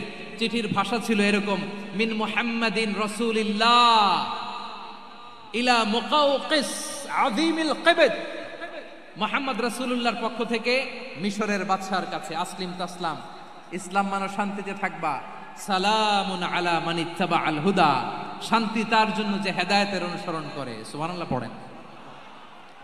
তো এই চিঠি অনেকে ভালোভাবে রিসিভ করেছে, অনেকে এই চিঠি পাওয়ার পরে নবীর কাছে আবার ইন রিটার্ন উপহার পাঠিয়েছে। কি পাঠিয়েছে? উপহার। মিশরের বাদশা মুকাওকিস তিনি বিশ্বনবীকে বিশাল এক উপহারের ডালি পাঠিয়েছেন। মিশরের বাদশা মুকাওকিস ছিলেন ধর্মে খ্রিস্টান। লালমনিরহাটের ভাইয়েরা আওয়াজ করে বলেন, মিশরের বাদশা ধর্মে কি ছিল? খ্রিস্টান। কি উপহার দিয়েছিল আমার নবীকে? শুনতে মনে চায়? আওয়াজ নাই লালমনিরহাটের গলায়, শুনতে মনে যায়? 1000 স্বর্ণ মুদ্রা, 1000 স্বর্ণ মুদ্রা। 2টা খ্রিস্টান দাসী, একজনের নাম মারিয়া বিনতে শামউন আল কিবতিয়া, আরেকজনের নাম সিরিন বিনতে শামউন আল কিবতিয়া। একজন খ্রিস্টান দাস 20 থান কাপড় জামা বানানোর জন্য, আমরা নবী যেন সেলাই করে জামা বানাতে পারে এজন্য 20 থান কাপড়, 20 থান ফাইন গার্মেন্ট। সুবহানাল্লাহ পড়বেন না? এরপরে একটা গাধা যেটার নাম ছিল উফাইর, আর একটা খচ্চর, এটার নাম ছিল দুলদুল। খচ্চর চিনেন? গাধা আর ঘোড়ার ক্রসিং এ যে প্রাণীটা দুনিয়াতে আসে ওটার খচ্চর বলে। তো এই যে সুপার পাওয়ার খ্রিস্টান বাদশার কাছে নবী চিঠি লিখলেন, ওই খ্রিস্টান বাদশা আমার নবীকে উপহার দিল। বিশ্বনবী এই উপহারগুলো সানন্দে গ্রহণ করেছে। সুবহানাল্লাহ পড়বেন না? তাহলে অমুসলিম কেউ যদি আপনাকে উপহার দেয়, হালাল উপহার হলে আপনি গ্রহণ করতে পারবেন। অনুরূপভাবে পারস্যের বাদশা, রোম সম্রাট বিশ্বনবীকে উপহার পাঠিয়েছেন। আমার নবী সবগুলো উপহার, গিফট গ্রহণ করেছেন। সুবহানাল্লাহ বলেন। তাহলে প্রিয় লালমনিরহাট, আওয়াজ করে বলুন, ইসলাম কি ন্যারো মাইন্ডেড রিলিজিয়ন না ব্রড মাইন্ডেড? আম্মাজান আয়েশার কাছে মাসালা জানতে চায় মেয়েরা, হে আম্মাজান, অগ্নি উপাসকেরা তাদের ঈদের দিন নওরোজের সময় আমাদেরকে পাখি দেয়, নেওয়া যাবে? উনি বললেন, ওরা জবাই করে দিলে নেওয়া যাবে না, কিন্তু ওরা যদি ফলমূল এরকম খাবার দেয় এগুলো নেওয়া যাবে। তার মানে অমুসলিমদের দেয়া উপহার এটা গ্রহণ করা যায়। সুবহানাল্লাহ বলেন। শুধু তাই নয়, বিষ্ণু ঈসা ইসলাম অমুসলিমদের সাথে আর্থিক লেনদেনও করেছেন, ফিনান্সিয়াল ডিলিং করেছেন। অমুসলিমদের সাথে প্রয়োজনে আপনি ফিনান্সিয়াল ডিলিং করতে পারবেন। আমরা প্রায় দেখি বাজারের মিষ্টির দোকানগুলো আমার হিন্দু ভাইদের। লালমনিরহাটে মিষ্টির দোকান, দইয়ের দোকান কারা চালায়? হিন্দুরা চালায় না? তারপরে যে বারবার শপ, চুল কাটে যে নাপিত, অধিকাংশ নাপিতের দোকানে কারা? আমার হিন্দু ভাইরা। তা আপনি চুল কাটতে পারবেন কিনা? পারবেন কিনা বলেন? পারবেন। তার দোকান থেকে দই মিষ্টি কিনতে পারবেন কিনা? হ্যাঁ, আমার মুসলিম ভাইয়ের দোকান থাকলে ওইটারে আমি বেশি প্রায়োরিটি দিব, ঠিক কিনা? কিন্তু যদি তাদের সার্ভিস নিতে চান, প্রোডাক্ট নিতে চান, পারবেন। তার দলিল সহিহ বুখারী, আম্মা জান আয়েশা রাদিয়াল্লাহু তাআলা আনহা বলেন, ইশতারা রাসূলুল্লাহ সাল্লাল্লাহু আলাইহি ওয়াসাল্লাম মিন ইয়াহুদিয়িন তুআমান ওয়া রাহানাহু দিরআহু মিন হাদিদ। রাসূল সাল্লাল্লাহু আলাইহি ওয়াসাল্লাম এক ইহুদির কাছ থেকে, কার কাছ থেকে? সবাই বলে নাই, কার কাছ থেকে? আমার নবী, পেয়ারা নবী এক ইহুদির কাছ থেকে জব কিনেছিল, জব, বার্লি, যেটা দিয়ে রুটি বানায়। ওই জবের দাম দেওয়ার টাকা পয়সা নবীর কাছে ছিল না, ফলে নবী ওনার একটা পোশাককে মর্গেজ রেখেছিলেন, মর্গেজ, বন্ধক, যে এখন এটার দাম দিতে পারবো না, কয়েক কেজি বার্লি নিয়ে যাই আর বন্ধক হিসেবে আমার জামাটা রেখে গেলাম, যেই দিন দাম দিব ওই দিন জামাটা ছুটায় নিয়ে যাব। সুবহানাল্লাহ পড়বেন না? বাকিতে নিছিলেন, বাকিতে। দিরআহু মিন হাদিদ, লোহার তৈরি বর্ম, মানে যুদ্ধের পোশাক, লোহা দিয়ে বানানো। বিশ্বনবী বললেন, কয়েক কেজি জব দাও, টাকাটা পরে দিব, এখন টাকা নাই, বন্ধক হিসেবে, মর্গেজ হিসেবে আমার জামা রেখে গেলাম, যখন টাকা দিব জামা ছুটায় নিব। আওয়াজ করে বলতে হবে সুবহানাল্লাহ। এ থেকে বোঝা গেল অমুসলিমদের সাথে ফিনান্সিয়াল ডিলিং করা যায়, অর্থনৈতিক লেনদেন করা যায়, কেনাবেচা করা যায়, প্রোডাক্ট কেনা যায়। এমনকি আমাদের মসজিদে নববীতে বারান্দায় আপনারা একটা অটোমেটিক ফ্লাইং আমব্রেলা দেখছেন?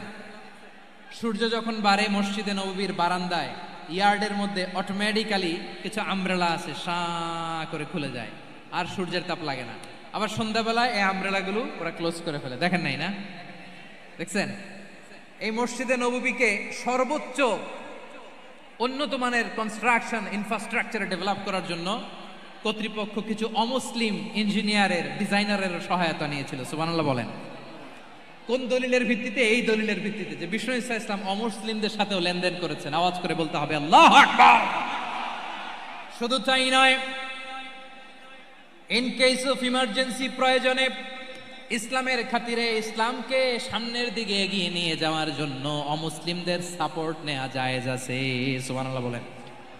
অমুসলিমদের সাপোর্ট নেয়া, তাদের থেকে অর্থ নেয়া, পলিটিক্যাল সাপোর্ট, পলিটিক্যাল অ্যাসাইলাম নেওয়া জায়েজ আছে। আমাদের অনেক বিশ্ববরেণ্য দায়ীরা আমেরিকায় অস্থায়ীভাবে অ্যাসাইলাম নিয়ে থাকে, নিজের দেশে গেলে ফাঁসিতে ঝুলাই দিবে। যুগ যুগ ধরে দায়ীদের উপর এরকম অত্যাচার আর নির্যাতন আছে না নাই? মিশরের অনেক দায়ীরা পাশ্চাত্যে যেয়ে থাকে, এই যে তারা পলিটিক্যাল অ্যাসাইলাম নিয়ে থাকে, রাজনৈতিক আশ্রয়, এটা জায়েজ আছে না? এটা যে জায়েজ আছে তার প্রমাণ স্বয়ং বিশ্বনবী সাল্লাল্লাহু আলাইহি ওয়াসাল্লাম পলিটিক্যাল সাপোর্ট নিয়েছিলেন অমুসলিমদের কাছ থেকে। সুবহানাল্লাহ বলেন। খুব মজাদার একটা ঘটনা শুনবেন, আপনাদের আগ্রহ দেখে তো মনে হয় না শোনার ইচ্ছা আছে।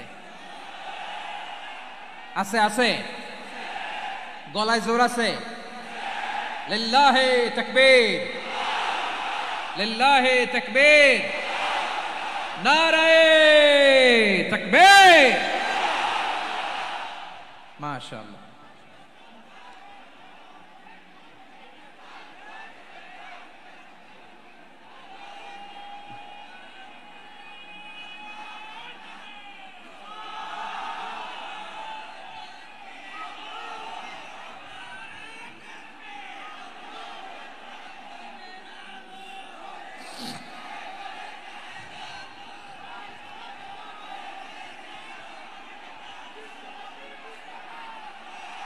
মাশাআল্লাহ মাশাআল্লাহ।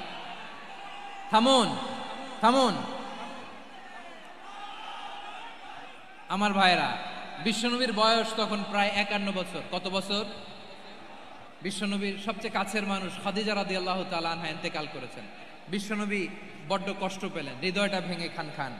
যিনি ঘরের ভেতরে বিশ্বনবীকে সান্ত্বনা দিতেন, ভালোবাসা দিতেন, বাইরে গেলে কুরাইশরা বকাঝকা করে, অত্যাচার করে, কিন্তু আম্মা জান খাদিজা রাদিয়াল্লাহু তাআলা আনহা ঘরটারে এমন শান্তির নীর বানায় রেখেছেন, এই ঘরের ভিতরে ঢুকলে বিশ্বনবীর কলিজাটা ঠান্ডা হয়ে যেত।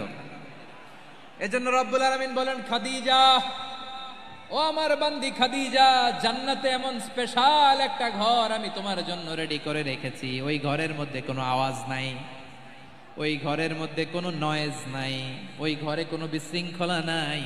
কারণ মক্কার জমিনে আমার নবী কুরাইশদের বিশৃঙ্খলা, নয়েজ আর ঝামেলাগুলোকে উপেক্ষা করে যখন তোমার ঘরের ভিতরে ঢুকতো, ঘরটারে তুমি শান্তির নীর, ঠান্ডা, নীরব, নিস্তব্ধ, নিঝুম আর শান্তির নীর বানিয়ে রেখেছো। এজন্য জান্নাতে স্পেশাল একটা শান্তির নীর আমি তোমারে উপহার দেব। ওই প্রিয়তমা স্ত্রী খাদিজা ইন্তেকাল করলেন, বিশ্বনবীর হৃদয় ভেঙে খান খান। আবার ওনার চাচা আবু তালেব ইন্তেকাল করলেন, যিনি পলিটিক্যাল শেল্টার দিতেন নবীকে। কে দিতেন? আবু তালেবের ভয়ে, বিশ্বনবীর এই চাচার ভয়ে কোনো মুশরিক নবীর গায়ে হাত দেওয়ার সাহস পায় নাই। এখন স্ত্রীও নাই, চাচাও নাই, নবীকে আশ্রয় দেওয়ার কেউ নাই, নবীর চারদিকে অন্ধকার। নবী এখন কই যাবেন? আমার পেয়ারা নবী নতুন স্টেশন খুঁজতেছেন, নতুন দাওয়াতি প্ল্যাটফর্ম খুঁজতেছেন। তিনি যায়েদ বিন হারেসা রাদিয়াল্লাহু তাআলা আনহুকে নিয়ে মক্কার পাশের একটা নেইবরিং সিটি তায়েফে চলে গেলেন। কোথায় চলে গেলেন? লালমনিরহাটের ভাইয়ের আওয়াজ করে বলেন, কোথায় গেলেন? তায়েফে চলে গেলেন দিনের দাওয়াত দেওয়ার জন্য। কি দেওয়ার জন্য? নাকি জমি কিনতে গেছিলেন? জমি কিনতে, দুনিয়ার যশ খ্যাতির জন্য, নিজের কোনো লাভের জন্য? তায়েফবাসীদেরকে জাহান্নামের আগুন থেকে বাঁচানোর জন্য। আওয়াজ করে বলতে হবে ঠিক কিনা? বিশ্বনবী বিশাল মরুপথ, পাহাড়ি পথ পাড়ি দিয়ে তায়েফের মরুজমিনে গেলেন কোরআনের দাওয়াত নিয়ে, ইমানের দাওয়াত নিয়ে। কিন্তু তায়েফের লোকেরা বিশ্বনবীর দাওয়াতকে শুধু প্রত্যাখ্যান করেই থামে নাই, তারা বিশ্বনবীর সাথে অত্যন্ত খারাপ আচরণ করেছে। বিশ্বনবীকে শারীরিকভাবে হেনস্থা করেছে, আমার নবীকে শারীরিকভাবে অত্যাচার করেছে, আমার পেয়ারা নবীর গায়ে পাথর মেরেছে, বিশ্বনবীর গা বেয়ে ঝরঝর করে রক্ত ঝরেছে, নবী জামিনের মধ্যে লুটিয়ে পড়েছেন, আবার মেরেছে, আবার নবী হাঁটতে শুরু করলেন, পেছন থেকে আবার মেরেছে, আবার নবী রক্তাক্ত হয়ে জামিনের মধ্যে লুটিয়ে পড়লেন, আবার মেরেছে। বিশ্বনবীর মতো এত সুশ্রী মানব, বিশ্বনবীর মতো এত শুভ্র মানব, বিশ্বনবীর মতো এমন চমৎকার দেহাবয়ব দিয়ে রব্বুল আলামিন কাউকে বানান নাই। এরকম চমৎকার মানুষটাকে তারা তায়েফের ওই জমিনে রক্তাক্ত করেছে। বিশ্বনবী দুনিয়ার কোনো স্বার্থের জন্য সেখানে যান নাই, নিজের কোনো লাভের জন্য, প্রাপ্তির জন্য যান নাই, তায়েফবাসীদের জাহান্নামের আগুন থেকে বাঁচাতে গিয়েছেন। ঠিক কিনা বলেন?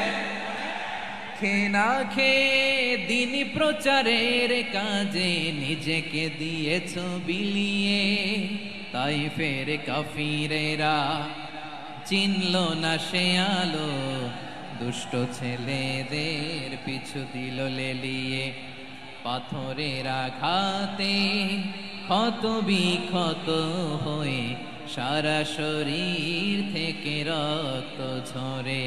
হে রাসূল তোমাকে ভুলি আমি কেমন করে, হে রাসূল তোমাকে ভুলি আমি কেমন করে। পারেন না আপনারা? ধরুন আমার সাথে। হাজার ব্যথা বেদনার পরে ফিরে আসনি তুমি আপন ঘরে, দিনের আলো তুমি ছড়িয়ে দিতে, চলে গেলে মদিনায় মক্কা ছেড়ে। হে রাসূল তোমাকে ভুলি আমি কেমন করে, হে রাসূল তোমাকে ভুলি আমি কেমন করে। ঠিক কিনা বলেন? প্রিয় ভাইরা, তায়েফের ছেলেরা নবীকে রক্তাক্ত করলেন। আমার নবী কই যাবে? কই যাবে? মক্কায় জায়গা নাই, তায়েফে জায়গা নাই। তায়েফ থেকে ভারাক্রান্ত মন নিয়ে আমার নবী মক্কায় ফিরে আসলেন। বিশ্ব নবী মক্কায় ঢুকতে পারেন না। মক্কার মরুভূমির দিকে তাকিয়ে, উপত্যকার দিকে তাকিয়ে বিশ্বনবী ধা ধা করে কাঁদেন, ঝরঝর করে নবীর চেহারা মোবারক থেকে চোখের পানিগুলো বেয়ে বেয়ে পড়ে। আমার জন্মস্থান, আমার শৈশব, কৈশোর, যৌবন কেটেছে এই মক্কায়, আমার এলাকায় আমি ঢুকতে পারি না। বিশ্বনবী মক্কার অনতি দূরে দাঁড়িয়ে জায়েদকে পাঠালেন, জায়েদ যাও দেখো কেউ আমাকে সাপোর্ট করার মতো আছে কিনা, যাও অমুকের কাছে যাও। জায়েদ গেলেন, তারাও প্রত্যাখ্যান করে ফিরিয়ে দেয়। বিশ্বনবী বললেন যাও অমুক লোকের কাছে যাও, তিনিও প্রত্যাখ্যান করে ফিরিয়ে দিলেন। কেউ বিশ্বনবীকে আশ্রয় দিতে রাজি হয় না। নিজ জন্মভূমিতে বিতাড়িত বিশ্বনবী, সর্বশেষ বিশ্বনবী বললেন যাও মুতঈম ইবনে আদির ঘরে যাও। মুতঈম ইবনে আদি মুশরিক, তার কাছে যাও। গেলেন, মুতঈম ইবনে আদি রাজি হয়ে গেল। সুবহানাল্লাহ বলেন। দেখেন, অনেক বিপদের সময়ও আমি নিজে সাক্ষী, সামাজিকভাবে রাজনৈতিকভাবে কত ঝঞ্ঝা, কত ষড়যন্ত্র, কত কনস্পাইরেসি পাড়ি দিয়ে আমাদেরকে সামনে এগিয়ে যেতে হয়। এই শত্রুদের ভেতরেও একজনকে দাঁড় করিয়ে দেয় যে আল্লাহর কোরআনের জন্য রেডি হয়ে যায়। পড়েন সুবহানাল্লাহ। মুতঈম ইবনে আদি, আল্লাহ তার মনকে নরম করে দিলেন। মুতঈম বলে, মুহাম্মদ আমি তোমাকে আশ্রয় দিব। তার 2 ছেলেকে পাঠালেন, যাও খোলা তলোয়ার নিয়ে, স্কট দিয়ে, গার্ড অফ অনার দিয়ে মোহাম্মদকে মক্কায় ঢুকাও, আর বলো আমি আমান দেব। আমান কি দিব? আমান মানে সিকিউরিটি, নিরাপত্তা। সিকিউরিটি ছাড়া, আমান দেওয়া ছাড়া কেউ থাকতে পারতো না মক্কায়। 2 ছেলে বিষ্ণু ঈসা ইসলামকে নিয়ে আসলো। নবী কাবার চারদিকে তাওয়াফ করলেন, নামাজ পড়লেন। আবু জাহেল, উতবা, শাইবা, ওয়ালিদ ইবনে মুগীরা সবাই দেখে, কেউ কিছু করতে পারে না। কারণ মুতঈম ইবনে আদি ঘোষণা দিয়েছেন, আমি মুহাম্মদকে আমান দিয়েছি, মুহাম্মদের গায়ে যেন কেউ স্পর্শ না করে। আওয়াজ করে পড়েন সুবহানাল্লাহ। নবীর এই বিপদকালে মুহূর্তে মুতঈমের হৃদয়টারে নরম করে দিল কে? আচ্ছা, লালমনির হাটের ভাইয়েরা বলেন, এই মুতঈম কি মুসলিম ছিল না মুশরিক? সবাই বলতে হবে, মুসলিম না মুশরিক? তাহলে মুশরিকের কাছ থেকে নবী পলিটিক্যাল অ্যাসাইলাম, আধুনিক রাষ্ট্রবিজ্ঞানের ভাষায় পলিটিক্যাল অ্যাসাইলাম, যেটাকে বলে রাজনৈতিক আশ্রয়, ওনার আমান বা নিরাপত্তার এই ঘোষণায় তিনি মক্কায় ঢুকলেন। যতদিন নিরাপত্তা ছিল ছিলেন। মুতঈম যখন মারা গেল, বিষ্ণু ঈসা ইসলাম হিজরত করে মদিনায় চলে গেলেন। সুবহানাল্লাহ। কিন্তু মুতঈম যে বিশ্বনবীর উপকার করছে, এটা বিশ্বনবী ভুলে নাই। আমাদের অনেকে আছে, উপকার করার পরে আর খেয়াল থাকে না, খাওয়ার পরে গলা দিয়ে নামলে আর খেয়াল থাকে না। এরকম আছে না নাই? আমার নবী ভুলে নাই। বদরের প্রান্তরে 70 জন কাফেরকে যখন বন্দী করে বিশ্বনবীর সামনে হাঁটু গেড়ে দাঁড় করানো হলো, বসানো হলো, 70 জন কাফের। কয়জন? বিশ্বনবী তাদের দিকে তাকিয়ে বললেন, সহিহ বুখারীর বর্ণনা, লাউ কানাল মুতঈম ইবনে আদি হাইয়ান সুম্মা কাল্লামানি হাউলাইন নাতনা লা তারাকতুহুম লাহু। বদরের প্রান্তরে 70 জন বন্দী কাফিরের দিকে তাকিয়ে আমার নবী বললেন, আজকে মুতঈম ইবনে আদি যদি বেঁচে থাকতো আর তোমাদের 70 জনের ব্যাপারে যদি মুতঈম এক বাক্যে একটা সুপারিশ করত, তার সম্মানে আজকে তোদের সবাইকে আমি মাফ করে দিতাম। সুবহানাল্লাহ নাই? ওই যে চিল্লাচিল্লি যে কথা বোঝে নাই, কোন জিনিস মিস করছে ওরা নিজেরাও বোঝে নাই। বিশ্বনবী মুতঈমের এই সাহায্যের কথা বলে নাই। 70 জন মুশরিক হাঁটু গেড়ে বসা, নবী চাইলে এখনই এক্সিকিউশন অর্ডার দিতে পারে। তিনি বললেন, আজকে যদি মুতঈম বেঁচে থাকতো আর মুতঈম যদি তোদের জন্য সুপারিশ করতে, এই আবর্জনাগুলোর ব্যাপারে সুপারিশ করতে, আমি মুহূর্তেই তোদেরকে এমনি মাফ করে দিতাম। এবার বলেন, ইসলাম কি ন্যারো মাইন্ডেড না ব্রড মাইন্ডেড? শুধু তাই নয়, যাকে যে সম্মান দেয়ার আমার নবী দিতেন, হোক আস্তিক হোক নাস্তিক, হোক মুসলিম হোক অমুসলিম। বিষ্ণু ঈসা ইসলাম যখন রোমান সম্রাটের কাছে চিঠি লিখেছেন, আমার প্রিয় লালমনির হাটের ভাইরা, অল্প কয়েক মিনিট কয়েকটা জরুরি কথা বলবো। এদিকে তাকান, এদিকে তাকান। রোমান সম্রাটের কাছে বিশ্বনবী যখন চিঠি লিখলেন মিন মুহাম্মদ রাসূলিল্লাহ ইলা হিরাকলা আযীমির রোম। মুহাম্মদের পক্ষ থেকে হিরাক্লিয়াসের কাছে, যিনি হচ্ছেন আযীমির রোম। এটা নবী নিজ থেকে বানায় লিখছেন, অতিরিক্ত সম্মান দিয়ে। কোন রাষ্ট্রপ্রধান যখন আসে তাদেরকে আমরা কি বলি জানেন? তার নামের শেষে HE এটা লিখতে হয়। H.E. মানে হিজ এক্সেলেন্সি। কি লেখে? হিজ এক্সেলেন্সি অথবা ইউর হাইনেস, ইউর ম্যাজেস্টি। দেখেন, বিশ্বনবী সাল্লাল্লাহু আলাইহি ওয়াসাল্লাম সব নবীদেরও নবী। তিনি একজন মুশরিক খ্রিস্টান সম্রাট, রোমান সম্রাটের কাছে চিঠি লিখতে যায়, লিখতেছে ইলা হিরাকলা আযীমির রোম। হিরাক্লিয়াসের কাছে আমার চিঠি, যিনি রোমের আযীম, হিজ হাইনেস, মানে রোমের অনেক সম্মানিত এক বাহাদুর। আওয়াজ করে বলেন সুবহানাল্লাহ। তার মানে যাকে যে সম্মান দেয়ার, এটা বিশ্বনবী দিতেন। এমনকি যে ইহুদিরা ভালো ছিল, এই ইহুদিদেরও প্রশংসা করেছেন বিশ্বনবী মুহাম্মদুর রাসূলুল্লাহ সাল্লাল্লাহু আলাইহি ওয়াসাল্লাম। এক ইহুদির প্রশংসা করেছেন বিশ্বনবী। ইহুদির কার? আমি তো আমার ভাইয়ের প্রশংসা করি না, আমি তো এক আলেম আরেক আলেমরে স্পেস দেই না, আমি তো এক দায়ী আরেক দায়ীর সাথে বসতে চাই না। আমার নবী ইহুদির প্রশংসা করে। কার প্রশংসা? ওই ইহুদির নাম ছিল মুখাইরেক, সিরাত গ্রন্থ ঘাটলে পাবেন। তিনি বলেছেন মুখাইরেক খাইরু ইয়াহুদ, Mukhayriq is the best of the Jews, জুইশদের মধ্যে সে সবচেয়ে ভালো। কেন প্রশংসা করলেন তার? এর কারণ মদিনা চার্টারে কথা ছিল সব ধর্মের মুসলিম, মুশরিক, ইহুদিরা মিলে মদিনাকে রক্ষা করবে। কিন্তু তৃতীয় হিজরিতে যখন উহুদের যুদ্ধ শুরু হলো, সবার কথা ছিল যেই আক্রমণ করে আমরা মদিনাকে বাঁচাবো। কোন শহরকে বাঁচাবো? মদিনাকে। কিন্তু কুরাইশরা যখন অ্যাটাক করলো, ইহুদিরা আর আসে না, ইহুদিরা আর বেরোয় না। বিষ্ণু বললেন, ওহে ইহুদিরা, তোমরা না চুক্তি করলে আমার সাথে যে মদিনা বাঁচাতে সবাই ঝাঁপিয়ে পড়বো, আসো। একটা ইহুদিও বেরোয় না, কেউ আসে নাই সেদিন, একজন ছাড়া, তার নাম মুখাইরেক। তার নাম কি?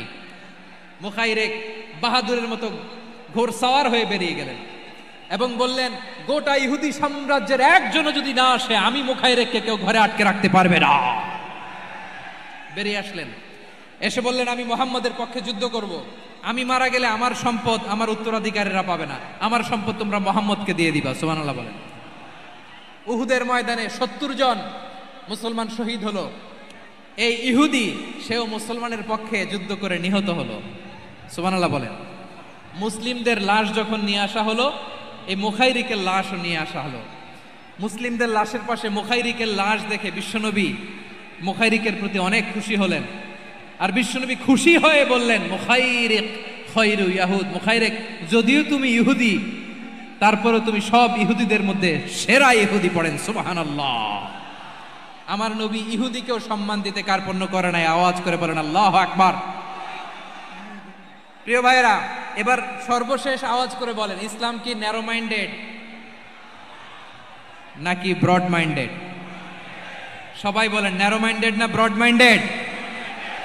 এজন্য অমুসলিম হইলেই তারা আমাদের শত্রু নয়। শত্রু কারা? এই লালমনিরহাটের ভাইয়েরা শোনেন, শত্রু কারা? যে সমস্ত অমুসলিম আমাদেরকে নিশ্চিহ্ন করে দিতে চায়, যে সমস্ত অমুসলিম আমাদের ভূখণ্ড থেকে আমাদেরকে তাড়িয়ে দিতে চায়, যে সমস্ত অমুসলিম আমার ধর্ম নিয়ে তুচ্ছতাচ্ছিল্য করে চিল্লায় বলেন ঠিক কিনা, তারা আমাদের শত্রু। সাধারণ অমুসলিমরা আমার শত্রু নয়। এই যে হিন্দুরা থাকে, এরা আমার ভাই, বৌদ্ধরা আমার ভাই, খ্রিস্টানরা আমার ভাই, ইহুদিরা আমার ভাই। তারা দিনই ভাই নয়, তারা মায়ের পেটের ভাই নয়, তারা মানবিক দিক থেকে ভাই। ও মানুষ, আমিও মানুষ। ইসলাম মানুষকে সম্মান করে, চিল্লায় বলো ঠিক কিনা। যারা আমাদের অস্তিত্বকে নিশ্চিহ্ন করতে চায়, যারা আমাদের ভূখণ্ডকে দখল করতে চায়, যারা আমাদেরকে নিয়ে মকারি করে, ফান করে, টিটকারি করে, আমার ধর্ম নিয়ে খেলা করে, তাচ্ছিল্য করে, ওদের বিরুদ্ধে আমাদের জিহাদ। সাধারণ মুসলিম আমাদের শত্রু নয়।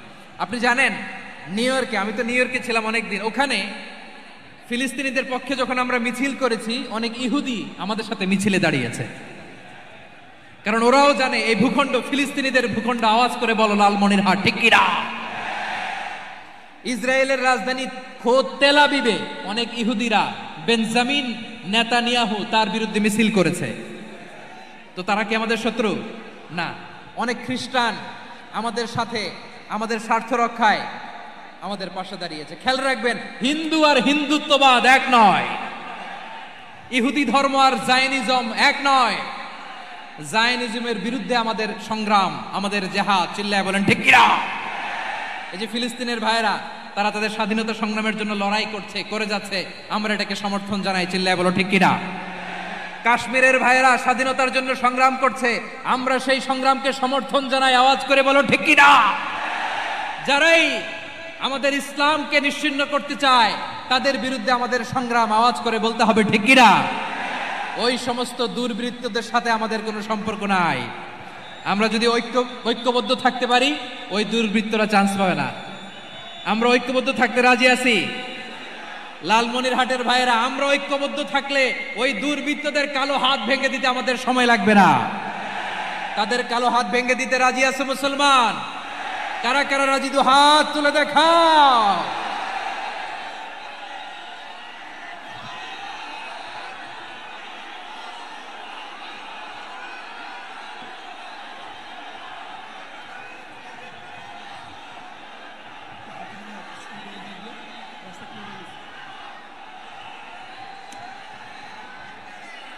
আমার প্রাণ প্রিয় লালমনিরহাটের ভাইয়েরা, শত্রু কাফের আর অশত্রু কাফেরের মধ্যে পার্থক্য আছে না নাই?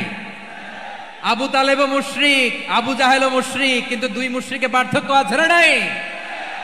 আবু তালেব নবীর চাচা, মুশরিক, মারা গিয়েছে মুশরিক অবস্থায়, কিন্তু আজীবন আমার নবীকে আগলে রেখেছে, আমার নবীকে সাপোর্ট করেছে, ভালোবেসেছে। আবু জাহেলও মুশরিক, মারা গিয়েছেও মুশরিক হিসেবে, আজীবন আমার নবীর বিরুদ্ধাচারণ করেছে। আবু জাহেলের শক্তি, সামর্থ্য, স্ট্র্যাটেজি, প্ল্যান সব আমার নবীর বিরুদ্ধে ছিল। এই আবু জাহেলের কারণে একটা দিন শান্তিতে আমার নবী মক্কায় ঘুমাতে পারে নাই। চিল্লায়া বলেন ঠিক কিনা? এজন্য রব্বুল আলামিন বলেন, লা ইয়ানহাকুমুল্লাহু আনিল্লাযীনা লাম ইউকাতিলুকুম ফিদ-দীনি ওয়া লাম ইখরিজুকুম মিন দিয়ারিকুম আন তাবাররুহুম ওয়া তুকসিতু ইলাইহিম ইন্নাল্লাহা ইউহিব্বুল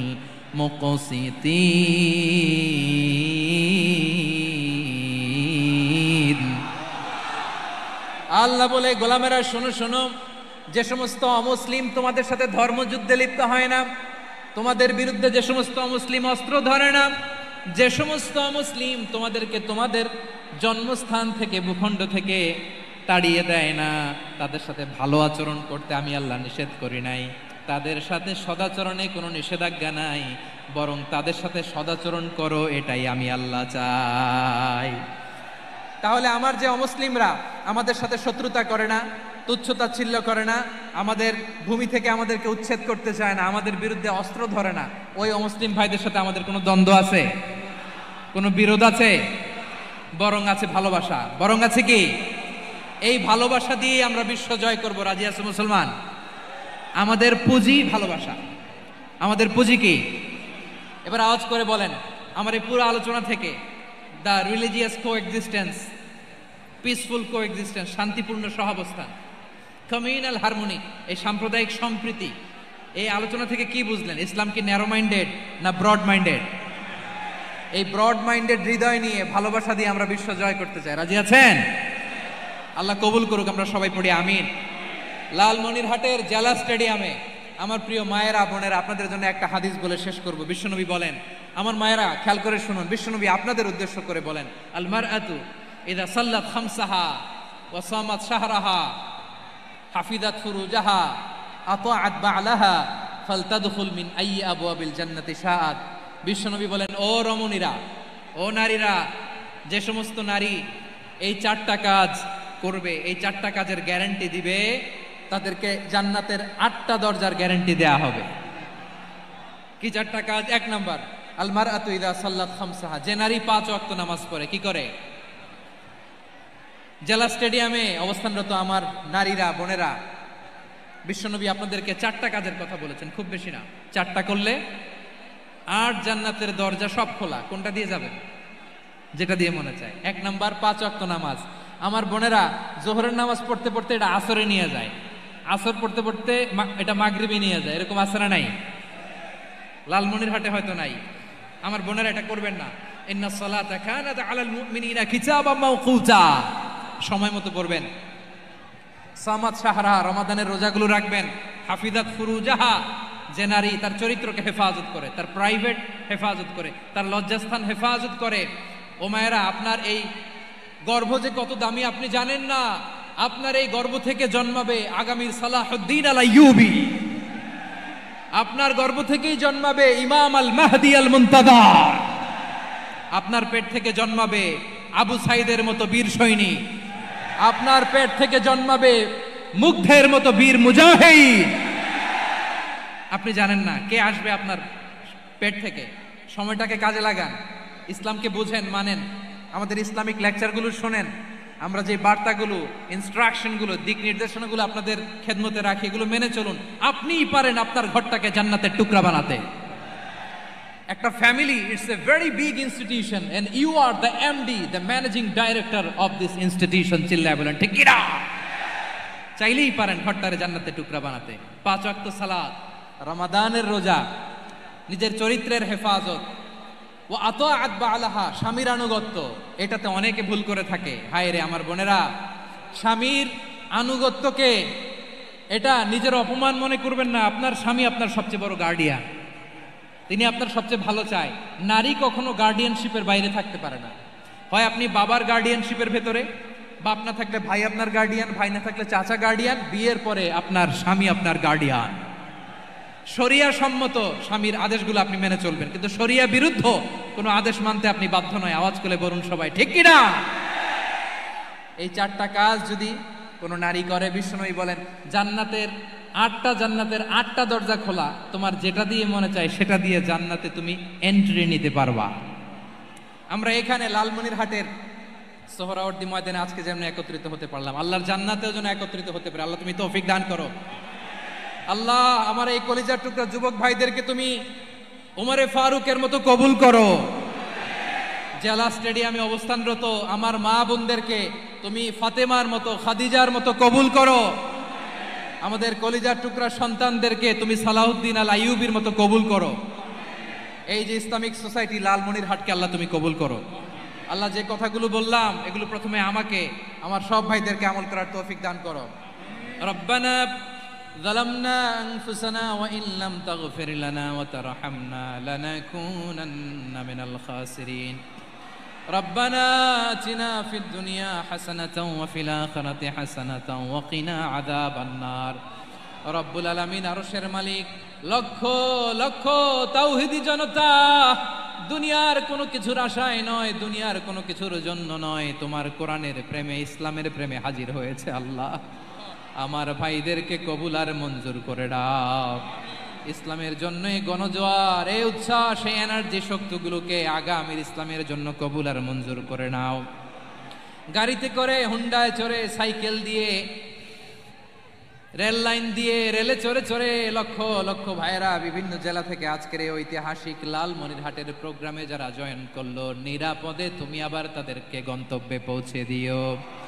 রব্বানা تقبل منا إنك أنت السميع العليم وتب علينا يا مولانا إنك أنت التواب الرحيم سبحان ربك رب العزة عما يصفون وسلام على المرسلين والحمد لله رب العالمين واجعل آخر كلامنا عند الموت لا إله إلا الله محمد رسول الله صلى الله عليه وسلم